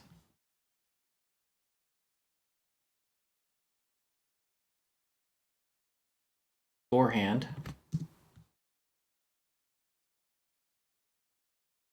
Okay. So I think this should work for the most part. I fixed some of these things. I'm doing it the Lua way. So let's just do a couple of hands and see what we get. 5 times 4 is 20. And times 30 is 600. Yep, everything works. So I managed to fix things. Huzzah! We have a kind. 4, 12 times 6, 72. Yeah, that was right. Cool. Yeah, so that's, I think next time I stream, I'll start with that. Finishing all this, like fixing the global variable crap. Doing things the Lua way. Pretty straightforward, I'd say, to do it. It's just making sure that I catch everything. Then doing feedback. So if you have something that's not a valid hand, put that on the screen. Giving feedback when you score, so like say what the hand is and how many points it was. It was a 5 of a kind. It was worth 1,200 points. Then main menu, options, new game, that kind of thing. Oh yeah, and limited number of rounds. So a final score, you're done playing. And then maybe I could keep track of the different hands. That would be pretty cool too. Have like a list. This was your game status and just show like the 10 hands that you played or something. So I think that would be pretty cool. Yep. Well, that's it for me. I've delayed enough. I'm done. Thanks for hanging out, everybody. Good luck with your phones, nerdbirds. You can fix it. Hopefully you just turn it off and turn it on again, and that'll fix the old strobe-a-rooney. But if not, then you have a novelty wherever you go, a flashing phone. And thanks everybody else for hanging out. It's been fun. This is actually cool. This is I like Lua. I like Love2d. It's a pretty cool little game engine thing. It's like a good balance between doing everything yourself and having a game engine take care of everything for you. I'm still doing a lot of stuff myself. So Lua kind of sucks, but it's been fun to learn. And like I said, I need to do things the Lua way, so I need to fix that crap. So maybe next time. And until then, bye.